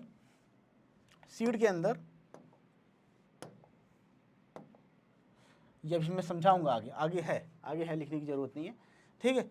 तो यहां पर क्या है, the portion of the embryonal axis above the level of cotyledons is called the epicotyl. It contains the plumule shoot tip. The portion below the axis is called the hypocotyle. It contains the radical root tip. The root tip is covered by the root cap, ठीक। तो basically ये dicot embryo की बात हो रही है, किस तरीके से डेवलप होता है, ठीक है। आगे क्या है, ठीक है, थोड़ा पढ़ लेते हैं फिर उसके बाद बताता हूँ, ठीक है। कंफ्यूज मत होइए, परेशान मत होइए। In monocot embryo there is only 1 cotyledons in grass, it is known as the scutellum. Monocot embryo का जब डेवलपमेंट होता है, ठीक है, मोनोकॉट एम्ब्रियो का जब डेवलपमेंट होता है उसमें क्या होते हैं, एक ही कॉटलीडन होते हैं, ठीक है। यहाँ पर ये देखिए एक ही कॉटलीडन है, ये जो है ना, ये क्या है, एक ही कॉटलीडन है, और यहाँ पर 2 कॉटलीडन थे। डाइकॉट एम्ब्रियो में देखिए 2 कॉटलीडन थे, एक ये, ठीक। अभी थोड़ी कन्फ्यूजिंग लग रहा होगा, अभी मैं बताता हूँ, सारी कन्फ्यूजन दूर हो जाएगी। And is situated at the one side of the embryonal axis, embryonal axis के एक साइड में प्रेजेंट होता है, ठीक है। At its lower end the embryonal axis has the radicle and the root cap enclosed in the coleorhiza, ठीक है। Coleorhiza यहाँ पर जो है क्या है, लोअर एंड जो है इसका, यहाँ पर इस एम्ब्रियो का लोअर एंड जो है, यहाँ पर रेडिकल प्रेजेंट है और रूट कैप प्रेजेंट है, जिसकी एक आउटर कवरिंग है, जिसको बोलते हैं कोलियोराइजा, द एपिकोटाइल, एपिकोटाइल मतलब ऊपर वाला पोर्शन, एम्ब्रोइनल एक्सिस का ऊपर वाला portion. Epicotyl lies above the level of scutellum, scutellum के ऊपर जो प्रेजेंट होता है, and has the shoot apex and leaf primordia enclosed in hollow structure called coleoptiles, coleoptiles, ठीक है, कोलियोप्टाइल्स, ठीक है। ये कोलियोराइजा के अंदर है, radicle and root tip on, ये जो शूट एपेक्स है या प्लीम्यूल है, ये किसके अंदर होता है, कोलियोप्टाइल के अंदर इनक्लोज्ड होता है, ठीक है। समझ में आ गया, समझ में आ गया, नहीं आया होगा समझ में, नहीं आया होगा समझ में, ठीक है, बेसिकली नहीं आया होगा समझ में। तो होता क्या है, अब देखिए, जो एम्ब्रियो होता है, जो डाइकॉट का एम्ब्रियो होता है, डाइकॉट का एम्ब्रियो, ठीक है, जो डाइकॉट का एम्ब्रियो होता है वो कुछ इस तरीके से होता है, देखिए कुछ इस तरीके से होता है,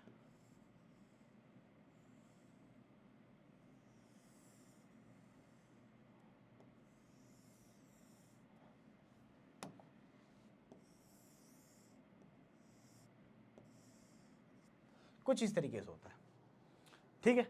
डाइकॉट का एम्ब्रियो कुछ इस तरीके से होता है, ये डाइकॉट है, डाइकॉट, डाइकॉटलिडन्स। और मोनोकॉट का एम्ब्रियो मैं सिंपल स्ट्रक्चर बना के दिखा रहा हूं आप लोगों को, कुछ इस तरीके से होता है,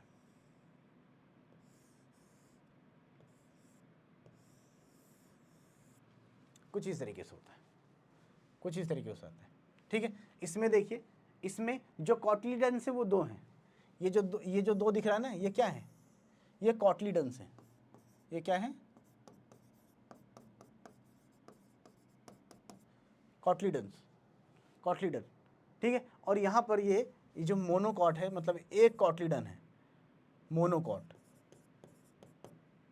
ठीक है। यहाँ पर क्या है, ये एक कॉटलिडन है,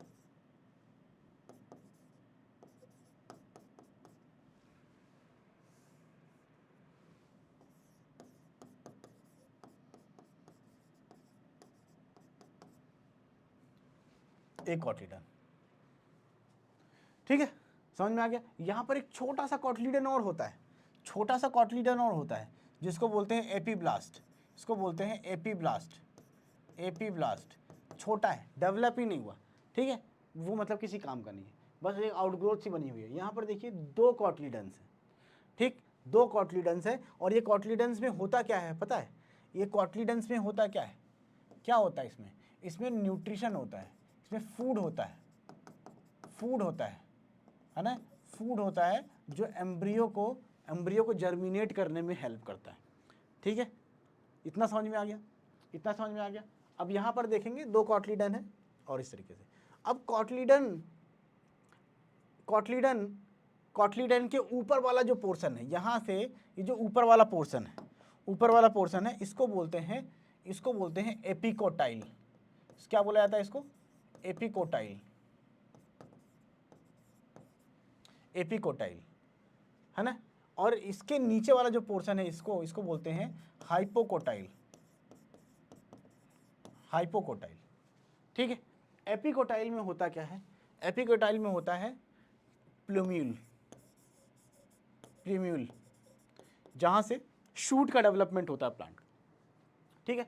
और हाइपोकोटाइल में होता है रेडिकल, जहां से रूट निकलती है, रेडिकल जहां से रूट निकलती है, और इसके नीचे एक कैप जैसा स्ट्रक्चर होता है जिसको कवर करता है, इसको बोलते हैं रूट कैप, इसको बोलते हैं रूट कैप, ठीक है, इसको बोलते हैं रूट कैप। ये याद करिए, ये देखिए दो कॉटलिडन्स, ठीक है, कॉटलिडन्स जहाँ से निकल रहा है उसके ऊपर वाला एरिया इसको बोलते हैं एपिकोटाइल, नीचे वाला इसको बोलते हैं हाइपोकोटाइल। हाइपोकोटाइल में रहता है रेडिकल या रूट कैप, दोनों रहते हैं, जहाँ से रूट का डेवलपमेंट होता है। और ऊपर वाले पोर्शन को एपिकोटाइल बोलते हैं, जहाँ से डेवलपमेंट होता है प्लूम्यूल का, जहाँ से शूट का डेवलपमेंट होता है, ठीक, ठीक है।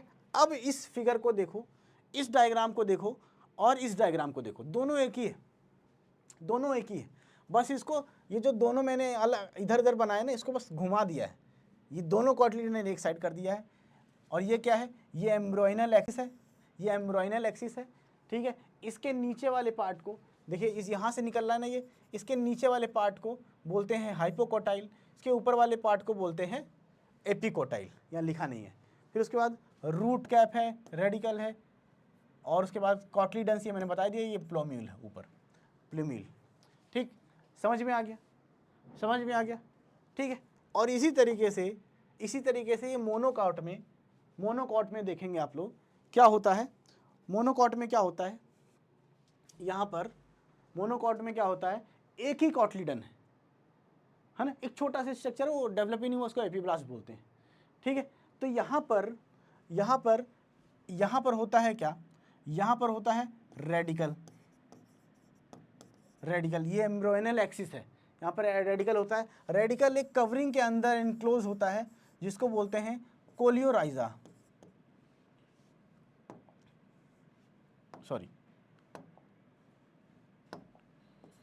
कोलियोराइजा। ठीक है, इसके ऊपर ये जो एक कवरिंग होती है इसको बोलते हैं कोलियोप्टाइल,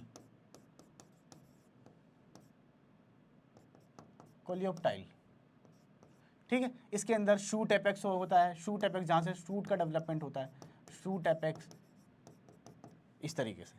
ठीक, ये दिख रहा है आप लोगों को, ये दिख रहा है, ठीक है। ये देखिए, दिख रहा है, ये शूट एपेक्स है, इसको कोलियोप्टाइल बोलते हैं, जिसके अंदर शूट एपेक्स होता है, यहाँ से शूट का डेवलपमेंट होता है। ये एपीब्लास्ट मैंने बता दिया, ठीक है। कुछ इस तरीके का स्ट्रक्चर होता है, ठीक है। ठीक, समझ में आ गया, समझ में आ गया, कोई समस्या तो नहीं है। ठीक, और कुछ ग्रासेस की जो कॉटलीडन्स होती हैं मोनोकॉट की, उसको बोलते हैं क्या, स्क्यूटिलम। बेसिकली ग्रासेस के जो मोनोकॉट्स होते हैं, ग्रासेस के जो कॉटलीडन्स होते हैं, उनको क्या बोलते हैं, स्क्यूटिलम बोला जाता है। क्या बोला जाता है, स्क्यूटिलम। समझ में आ गया, ये देखिए स्क्यूटिलम, यहाँ पर इसको स्क्यूटिलम बता दिया इन्होंने। ठीक है, समझ में आ गया समझ में, ये और ये अच्छे से एक्सप्लेन हो गया, क्लियर हो गया, बताइए, हो गया ना, ठीक है।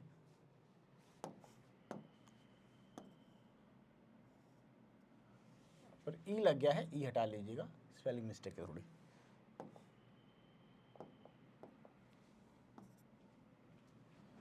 ठीक, समझ में आ गया, उम्मीद कर रहा हूँ समझ में आ गया होगा जो एम्ब्रियो है मोनोकॉट का और डाइकॉट का। ठीक है, बेसिकली डाइकॉट प्लांट और मोनोकॉट प्लांट क्या होते हैं, ठीक है, उसकी पहचान इसमें डिफ्रेंशिएट भी कर सकते हो, आप लोगों ने पढ़ा भी होगा। मोनोकॉट जो होते हैं उसमें एक ही कॉटलीडन होता है। बेसिकली ये जो गेहूं का पेड़ हो गया, वीट, ग्रासेस जो हो गई, है ना, ये सब क्या है, ये मोनोकॉट है। और डाइकॉट क्या है, डाइकॉट वो होते हैं, एक तरीके से आप पहचान भी सकते हो, जिनके सीड को हम जब दबाते हैं तो दो पार्ट में, जैसे चना है, चना को अगर आप दबाओगे चने को तो वो दो पार्ट में टूट जाता है ना, दो पार्ट में टूटता नहीं है, अलग हो जाता है, वो ऑलरेडी सेपरेटेड होता है, दो कॉटलीडेंस होते हैं। ठीक है, तो वो जहाँ पर सीड के दो पार्ट होते हैं उसको बोलते हैं डाइकॉट। ठीक है, समझ में आ गया, चलिए आगे बढ़ते हैं, ये सारी चीज़ें हो गई। Development of seed. ठीक, अब जब एम्ब्रियो का डेवलपमेंट हो गया कंप्लीटली, ठीक है, एम्ब्रियो का डेवलपमेंट कंप्लीटली हो गया, ठीक, अब यहाँ पर एम्ब्रियो से बनता क्या है, एम्ब्रियो से बनता है सीड, और पूरी ओवरी से क्या बनता है, पूरी ओवरी से बनता है फ्रूट। ठीक है, बेसिकली यहाँ पर देखिए क्या हो रहा है, it is the last stage of sexual reproduction in angiosperm. ठीक है, सीड का जब डेवलपमेंट हो जाता है सेक्सुअल रिप्रोडक्शन खत्म हो जाता है। ठीक है, seeds are the fertilised ovules that are developed inside a fruit. ठीक है, सीड्स बेसिकली क्या होता है, एक फर्टिलाइज्ड ओव्यूल होता है जो डेवलप होता है फ्रूट के अंदर, सीड होता है। फिर जब भी उसको ग्रो करना होता है, वो जब भी उसको मॉइस्चर मिलेगा, फेवरेबल कंडीशन मिलेगी, तो उसका जो एम्ब्रियो है वो ग्रो होगा, प्लेम्यूल से शूट निकलेगा, रेडिकल से रूट निकलेगी, और इस तरीके से प्लांट का डेवलपमेंट हो जाएगा। ठीक है, तो बेसिकली क्या होता है, a seed consist of, seed की चीज़ से बना होता है, एक हार्ड आउटर कवरिंग होती है। क्या होती है, हार्ड आउटर कवरिंग होती है, इसको सीड कोट बोलते हैं। और एक होता है कॉटलीडन्स। कॉटलीडन्स क्या होते हैं? जो एम्ब्रियो को न्यूट्रिशन देते हैं जब वो जर्मिनेट करता है, ठीक है। और एक होती है एम्ब्रियोनल एक्सिस। एम्ब्रियोनल एक्सिस मैंने बताया, एम्ब्रियो बताया ना मैंने, कुछ इस तरीके से होता है, कुछ इस तरीके से होता है ना। ये क्या है? कॉटलीडन्स है, मोनो डाइकॉट की बात कर रहा हूँ, कॉटलीडन्स है, ठीक है। और ये जो है वो एम्ब्रियोनल एक्सिस है, ये जो बीच में, ठीक है। तो सीड कोट हो गई एक, कॉटलीडन्स हो गए, है ना। अब ये सीड कोट क्या है? इसके अराउंड में ये जो सीड के आउटर कवरिंग होती है, हार्ड कवरिंग, इसको बोलते हैं सीड कोट। ये सीड कोट है, ठीक है। एम्ब्रियोनल एक्सिस हमने समझ लिया। अब क्या है? सीड्स में भी एल्ब्यूमिनस, सीड क्या हो सकता है? एल्ब्यूमिनस हो सकता है। एल्ब्यूमिनस मतलब, एल्ब्यूमिनस मतलब एंडोस्पर्म इसमें भी बचा हुआ है। हमने पढ़ा था ना कोकोनट वाला, कोकोनट वाला पढ़ा एग्जाम्पल, ठीक है। तो सीड क्या हो सकता है? एल्ब्यूमिनस हो सकता है। कब कब इसको एल्ब्यूमिनस बोलते हैं? जब एंडोस्पर्म प्रेजेंट होता है। एज इन, जैसे वीट में प्रेजेंट होता है, मेज में प्रेजेंट होता है, कोकोनट का हमने समझा ही, ठीक है। और नॉन एल्ब्यूमिनस, जहाँ पर एंडोस्पर्म पूरा कंज्यूम हो जाता है एम्ब्रियो के थ्रू, ठीक है। एंडोस्पर्म क्या होता है इसमें? एब्सेंट होता है, since it is consumed by the growing embryo, ठीक है। कहाँ पर होता है? पी में, बीन्स में, ठीक है, मटर में, बीन्स में। ये यहाँ पर जो एम्ब्रियो होता है वो कैसा होता है? नॉन एल्ब्यूमिनस होता है। यहाँ पर एंडोस्पर्म कंप्लीटली कंज्यूम हो जाता है एम्ब्रियो के थ्रू, ठीक है। इतनी चीज़ें समझ में आ गई। आ जाते हैं आगे। यहाँ पर देखिए कुछ सीड्स का स्ट्रक्चर दिया हुआ है ना, कुछ सीड्स के स्ट्रक्चर दिए हुए हैं, ठीक। ये क्या है? ये सीड्स हैं, आपकी एनसीईआरटी में दिया हुआ है, ठीक। इस तरीके से दिखता है। कुछ सीड्स ऐसे दिखते हैं, है ना, ऐसे भी दिखते हैं, और इस तरीके से भी दिखते हैं, यहाँ देख सकते हो, ठीक है।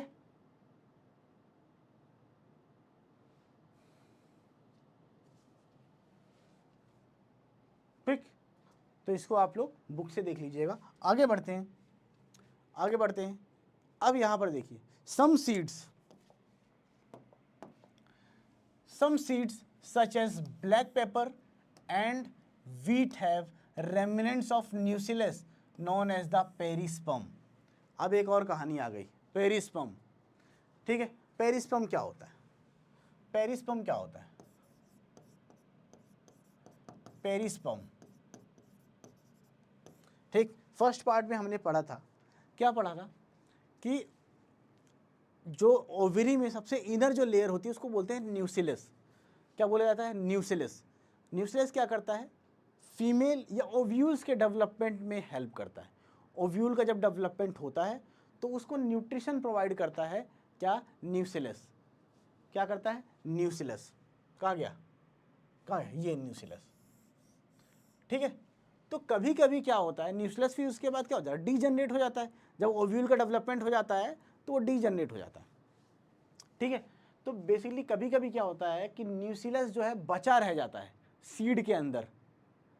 न्यूक्लियस जो है सीड के अंदर बचा रह जाता है और वो उसकी आउटर कवरिंग बना देता है, सीड की एक कवरिंग बना देता है, जिसको बोलते हैं पेरिस्पर्म, जिसको बोलते हैं पेरिस्पर्म, ठीक है, पेरिस्पर्म। और जो इंटेग्यूमेंट्स होते हैं, जो इंटेग्यूमेंट्स होते हैं, इंटेग्यूमेंट्स जो न्यूक्लियस से पहले वाली जो लेयर है, दो लेयर्स होती हैं इंटेग्यूमेंट्स की, वो क्या करती हैं? वो सीड कोट बनाती हैं, ठीक है। तो the integuments of ovules harden to form seed coat and the micropyle facilitate the entry of oxygen and water into the seed. थोड़ा सा मैं दिखा देता हूँ आप लोगों को, दिखा देता हूँ एक बार।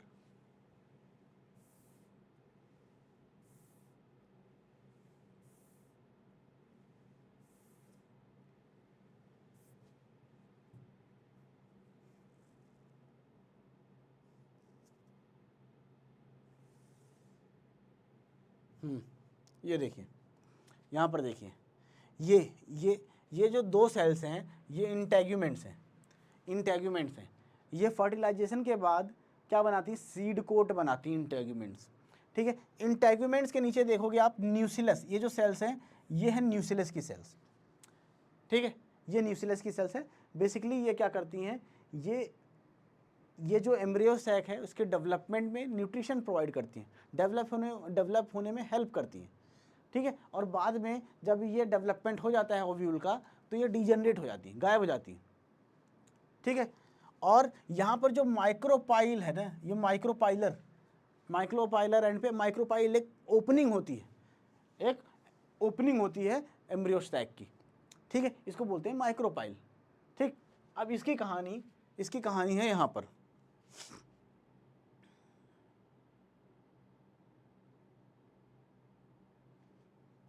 इसकी कहानी होती है कहाँ पर, यहाँ।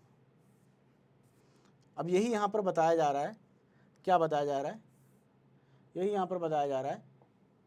यहाँ पर देखिए, some seeds such as black pepper and wheat have remnants of nucleus, nucleus बचे रह जाते हैं, और ये इसको बोला जाता है तब पेरिस्पर्म, जो न्यूक्लियस बचा हुआ है उसको पेरिस्पर्म बोला जाता है। और इंटेगुमेंट्स जो हैं वो बनाते हैं क्या, वो सीड कोट बनाते हैं। और जो माइक्रोपाइल था, माइक्रोपाइल जो ओपनिंग थी वो ओव्यूलर सैक की जो ओपनिंग है ना, वो क्या है, ओपनिंग जो है उसको वो क्या करता है, वो सीड के अंदर वो ओपनिंग बनी रहती है। जब सीड बन जाता है ना, जब सीड बन जाता है तो कुछ इस तरीके से, अगर चने को कुछ ऐसे बना दूँ, चना ऐसा रहता है, यहाँ पर एक ओपनिंग रहती है, ठीक है, जिसको बोलते हैं माइक्रोपाइल। और यहीं से सीड के अंदर हवा पानी ये सब आता जाता है, ठीक है। As it loses moisture the seed में एंटर डोरमेंसी, ठीक है। जब सीड बन जाता है तो क्या होता है, वो जब सीड बन जाता है उसको जर्मिनेट नहीं होना होता है, तो सीड के अंदर से सारे मॉइस्चर निकल जाते हैं, लूज हो जाते हैं, सूख जाते हैं सारे मॉइस्चर। तो उस टाइम जो सीड है वो चला जाता है डोरमेंसी में। डोरमेंसी में मतलब अब वो खराब भी नहीं होगा और कुछ महीनों सालों तक पड़ा भी रहेगा, ठीक है, महीनों तक सालों तक पड़ा भी रहेगा, ठीक है। और if favourable conditions exist it germinates, जैसे ही इसको फेवरेबल कंडीशन मिलेगी ये जर्मिनेट कर जाएगा तुरंत। Moisture, temperature, optimum temperature, moisture, air, ये सब मिला तो तुरंत वो जर्मिनेट होना स्टार्ट हो जाएगा सीड, ठीक है। तो जब तक सीड जर्मिनेट नहीं होता है, पड़ा रहता है बिना किसी डिस्टर्बेंस के, खराब नहीं होता है, तो उस पीरियड को बोलते हैं डोरमेंसी का पीरियड, जिस टाइम सीड सिर्फ और सिर्फ पड़ा रहता है, जर्मिनेट नहीं होता, ठीक है। उसके अंदर मॉइस्चर का अमाउंट भी बहुत कम हो जाता है, लगभग 10% तक मॉइस्चर बचता है, 15 से 10%, और उस केस में वो जर्मिनेट नहीं होता है और वो ख़राब भी नहीं होता है, पड़ा रहता है, और उस पीरियड को बोलते हैं डोरमेंसी पीरियड, ठीक है, ठीक। और यहाँ पर 2 एग्जाम्पल्स मैंने लिख रखे हैं, ये है फिनिक्स डैक्टाइलीफेरा एक सीड का नाम था, एक प्लांट का नाम था, जो 2000 पहले के सीड से उगाया गया था। ये जो सीड पाया गया था कहाँ पर, डेड सी में ये सीड मिला था फिनिक्स डैक्टाइलीफेरा का, ये एनसीईआरटी में दिया हुआ है। 2000 पहले का सीड है, मिला था, और उसको फिर उसके बाद जर्मिनेट कराया गया था। तो यहाँ पर हम देख सकते हैं डोरमेंसी का पीरियड इसका कितना हो गया, इस सीड का डोरमेंसी का पीरियड कितना, 2000 साल। और यहाँ पर इसका बड़ा भाई ल्यूपिनस आर्क्टिकस, ये तो 10,000 पहले का सीड था जिससे ये प्लांट ग्रो किया गया है। और ये जो सीड है ये मिला था आर्कटिक टुंड्रा में, ठीक है, जो नॉर्दर्न हेमिस्फीयर में है, जहाँ पर बर्फ ही बर्फ जमी रहती है, ठीक है। तो ये 10,000 साल पुराना सीड था जिसको जर्मिनेट किया गया था। समझ में आ गया। जिस सीड में न्यूक्लियस प्रेजेंट होता है उसको बोलते हैं पेरिस्पर्म, न्यूक्लियस वाले पार्ट को बोलते हैं पेरिस्पर्म, ठीक है। माइक्रोपाइल एक ओपनिंग होती है सीड में जो हवा पानी आने जाने में हेल्प करती है, ठीक है। इंटेगुमेंट सीड कोट बना लेते हैं। ये सारी चीज़ें समझ में आ गई होंगी, ठीक। आगे बढ़ जाए। अब आ जाते हैं डेवलपमेंट ऑफ फ्रूट का डेवलपमेंट कैसे होता है। बेसिकली होता क्या है कि ओव्यूल से बनता है क्या, ओव्यूल से बनता है सीड। लेकिन जो ओवरी होती है अगर मैं बनाऊं तो कुछ इस तरीके से होता है, कुछ इस तरीके से। यहाँ पर ओव्यूल होता है, ओव्यूल तो बन गया सीड में, ओव्यूल बन जाता है सीड फर्टिलाइज होने के बाद। लेकिन जो ओवरी है ना, ये जो ओवरी है ये बन जाती है फ्रूट। किसमें डेवलप बन जाती है, किसमें डेवलप हो जाती है, फ्रूट में डेवलप हो जाती है। ठीक, तो यहाँ पर देखिए the ovary of a flower develops into fruit, develops into fruit.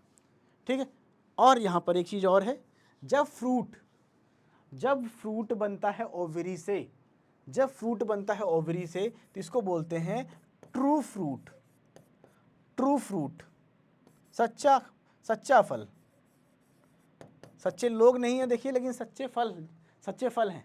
ठीक है, जो फ्रूट बनता है ओवरी से तो उसको बोलते हैं ट्रू फ्रूट। लेकिन जब फ्रूट में ओवरी के साथ साथ फ्लावर का और पार्ट, थैलस वाला पार्ट, और पार्ट मतलब थैलस, थैलस या थैलेमस बोलते हैं, थैलस भी या तो थैलेमस। ठीक, तो ये जो पिस्टिल है इसके अलावा जो फ्लावर का पार्ट होता है, जैसे कि जो पेटल्स हो गया, सेपल्स हो गए, है ना, ये सब फ्लावर के और पार्ट्स जब मिलकर बनाते हैं क्या, फ्रूट। फ्लावर के और पार्ट भी फ्रूट में मिलकर फ्रूट बना देते हैं, ओवरी के साथ साथ और पार्ट भी मिलकर फ्रूट बनाते हैं। तो उस फ्रूट को क्या बोलते हैं, उस फ्रूट, ये मैंने टैलस लिख दिया, सॉरी, थैलस। तो उस फ्रूट को क्या बोलते हैं, उस फ्रूट को बोलते हैं फॉल्स फ्रूट, झूठा फल, फॉल्स फ्रूट्स, झूठा फल। ठीक है, थैलस, या आप इसको थैलेमस ही कर लो, थैलस भी होता है, ये कंप्लीटली गलत नहीं है, लेकिन आपकी बुक में थैलस लिखा हुआ है तो थैलस कर लेते हैं। ठीक है, ओवरी के अलावा जो फ्लावर का पार्ट होता है उसको थैलस बोलते हैं। ठीक है, सॉरी, थैलेमस, थैलेमस, वही मैंने मिटा के दोबारा।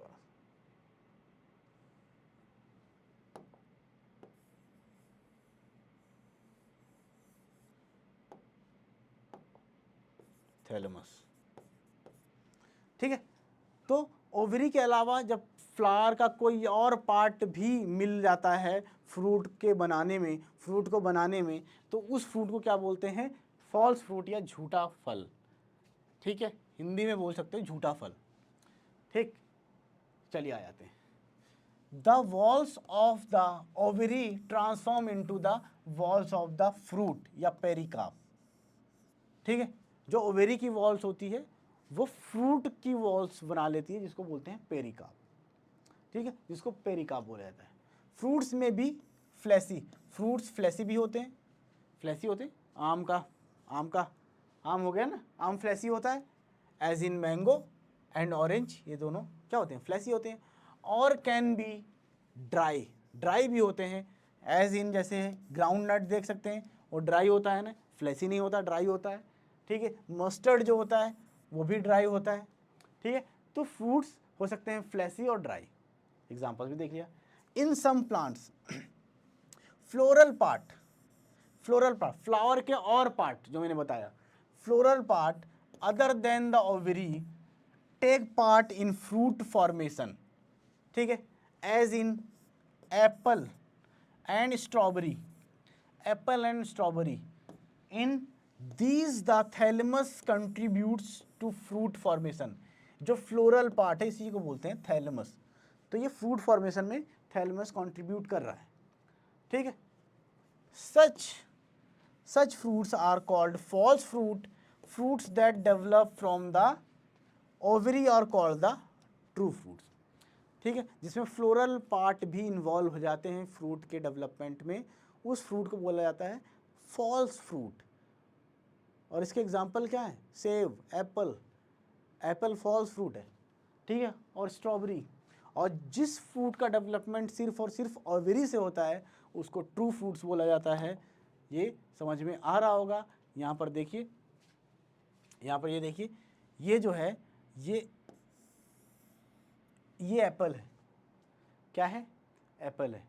क्या है, ये फॉल्स फ्रूट है, और ये स्ट्रॉबेरी है, ये भी क्या है, फॉल्स फ्रूट है।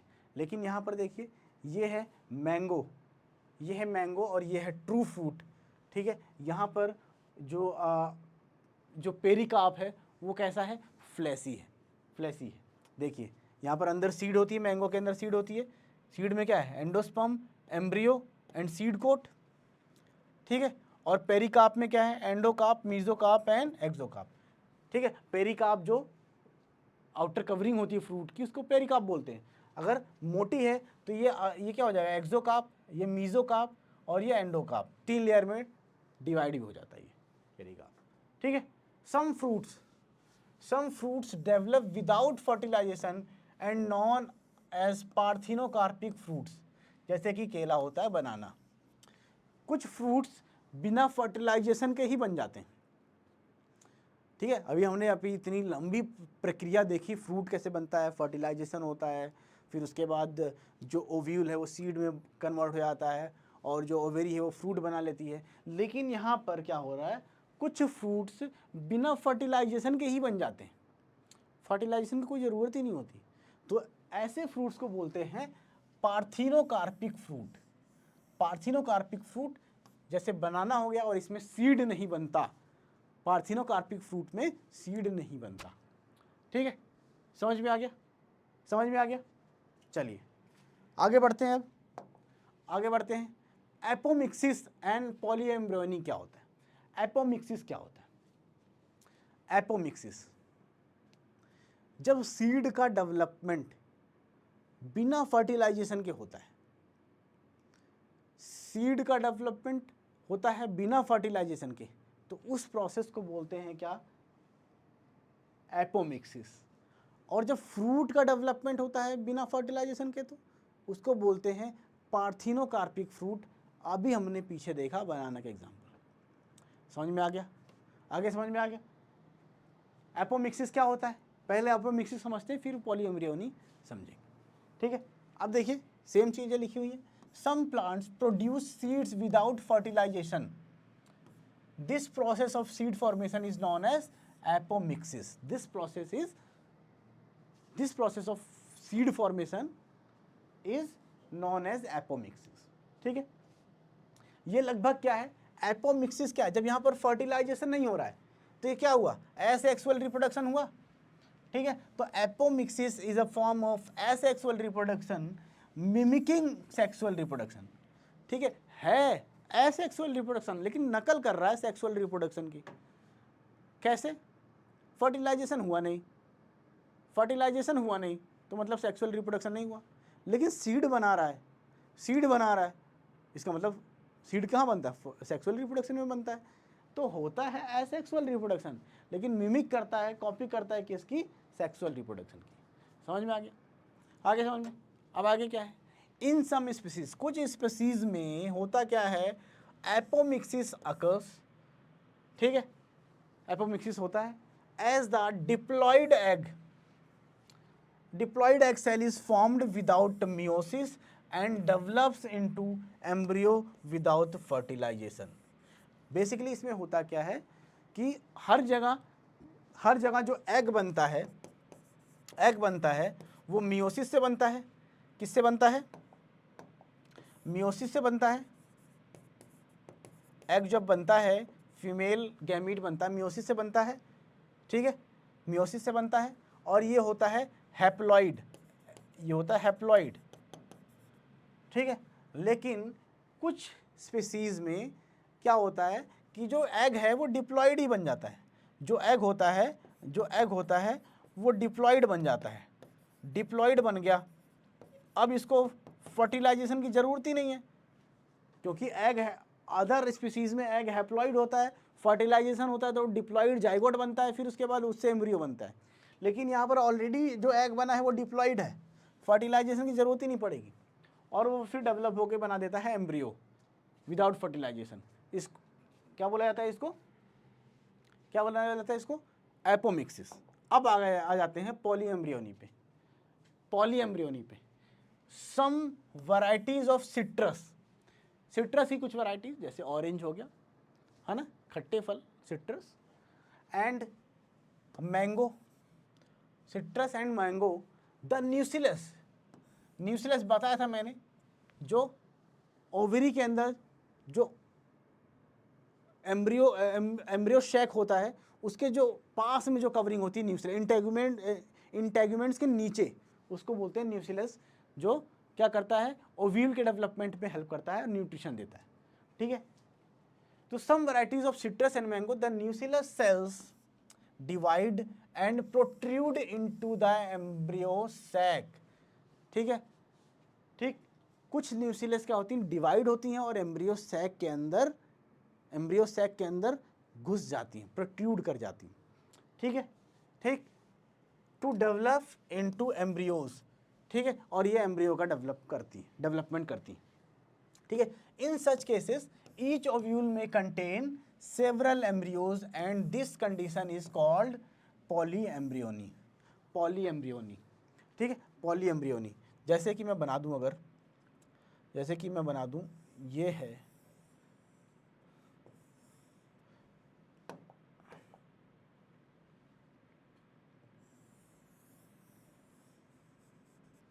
ठीक है, यहां पर होता है, ये क्या है,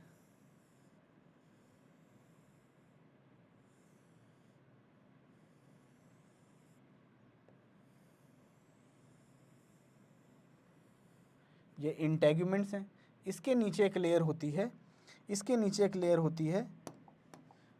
न्यूसिलस की, न्यूसिलस की।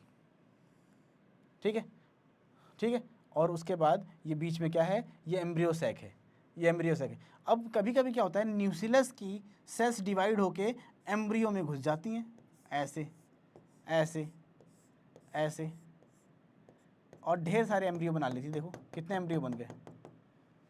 ठीक है, कुछ इस तरीके से ढेर सारे एम्ब्रियो बना लेती है। ठीक, तो इसी को बोला जाता है क्या, ये क्या हो गया, अब ये कौन सा केस हो गया, कंडीशन इज कॉल्ड पॉलीएम्ब्रियोनी। ठीक है, देखिए, cells divides, nucleus cells divide and protrude into the embryo sac to develop into embryos. In such cases each ovule may contain several embryos and this condition is called polyembryony. ठीक है, समझ में आ गया। अब आगे क्या है, apomixis is important for producing hybrid varieties of fruit and vegetables and also for the increasing crop yield multifold। ठीक है, क्रॉप यील्ड को इंक्रीज करती है। मल्टीफोल्ड क्या लिखा हुआ आ गया, ठीक है, इसको इग्नोर करिए अभी के लिए। ठीक है, तो बेसिकली क्या होता है, एपोमिक्सिस यूज होता है हाइब्रिड,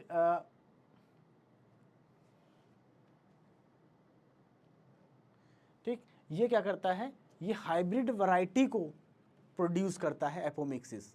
ठीक, आपने देखा होगा कभी देखा होगा आपने, जो फार्मर्स वगैरह होते हैं या जिसके यहाँ खेती होती है, जिसके यहाँ गांव है, खेती होती है, तो देखोगे कि हर साल सीड्स खरीदी जाती है, वीट की, राइस की, है ना, सीड बाजार से खरीद के लाते हैं, हाइब्रिड सीड खरीद के लाई जाती है। ठीक है, हाइब्रिड सीड खरीद के लाई जाती है, उसको उगाया जाता है। मान लीजिए गेहूँ का सीड खरीद के लाया गया बाजार से, उसको खेतों में उगाया गया।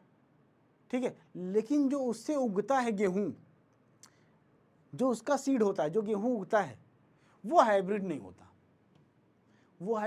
क्यों नहीं होता, उसके अंदर वो कैरेक्टर नहीं होते हैं जो सीड हम खरीद के लाए थे, क्योंकि वहां पर क्या हो जाता है, क्रॉस पॉलिनेशन हो जाता है। आसपास के जो और सीड्स हैं और टाइप के जो वीट्स हैं, वो आके क्रॉस पॉलिनेशन कर लेते हैं और वहां पर उसकी सीड की क्वालिटी खराब कर देते हैं। अगर वहीं पर अगर हम उसको क्या करें, सेल्फ पॉलिनेशन कराएं, ठीक है, या सेल्फ पॉलिनेशन भी ना कराएं, एपोमिक्सिस कराएं, एपोमिक्सिस, सीड का फॉर्मेशन विदाउट फर्टिलाइजेशन, तो वो सेम कैरेक्टर जो हमने सीड जो खरीद के लाए थे ना, वही सेम कैरेक्टर की सीड प्रोड्यूस होगी, क्योंकि उसमें कोई भी चेंज नहीं होगा, कोई भी कैरेक्टर का चेंज नहीं होगा, वहाँ पर नए कैरेक्टर नहीं इंट्रोड्यूस होंगे। समझ में आ गया। ठीक है, तो ये होते हैं apomixis is important for the producing hybrid varieties of fruits and vegetables and also for the increasing crop yield. ठीक, समझ में आ गया, पॉलीएम्ब्रियोनी समझ में आ गया, एपोमिक्सिस समझ में आ गया, और इसी के साथ साथ ये चैप्टर भी हमारा हो जाता है ख़त्म। इसी के साथ साथ चैप्टर भी हो जाता है हमारा ख़त्म। ठीक है, 2 पार्ट में ये पूरा चैप्टर हमने कंप्लीट किया है। तो आई होप समझ में आया होगा आप लोगों को। कोई प्रॉब्लम नहीं है, अच्छे से एक बार पढ़िए दोनों वीडियोस से, और एक बार बुक को भी अपने ज़रूर रीड करिए, और जितने भी फिगर्स वगैरह दिए हैं उसकी भी प्रैक्टिस कर लीजिएगा। वहाँ से भी क्वेश्चंस पूछे जाते हैं, फिगर्स आ जाते हैं, लेबलिंग करनी पड़ती है, बनाना भी पड़ता है, ये सारी चीज़ें ध्यान रखिए। ठीक है, ठीक। तो लास्ट में मैं इतना ही बोलूँगा कि प्लीज़ अगर वीडियोस अच्छी लग रही हैं तो प्लीज़ अपने फ्रेंड्स के साथ शेयर करिए, लाइक करिए, कमेंट करिए, कोई कमी है तो भी बताइए, वो सारी चीज़ें इम्प्रूव की जाएंगी। और थैंक यू सो मच, मिलते हैं अगले चैप्टर के साथ। Bye bye.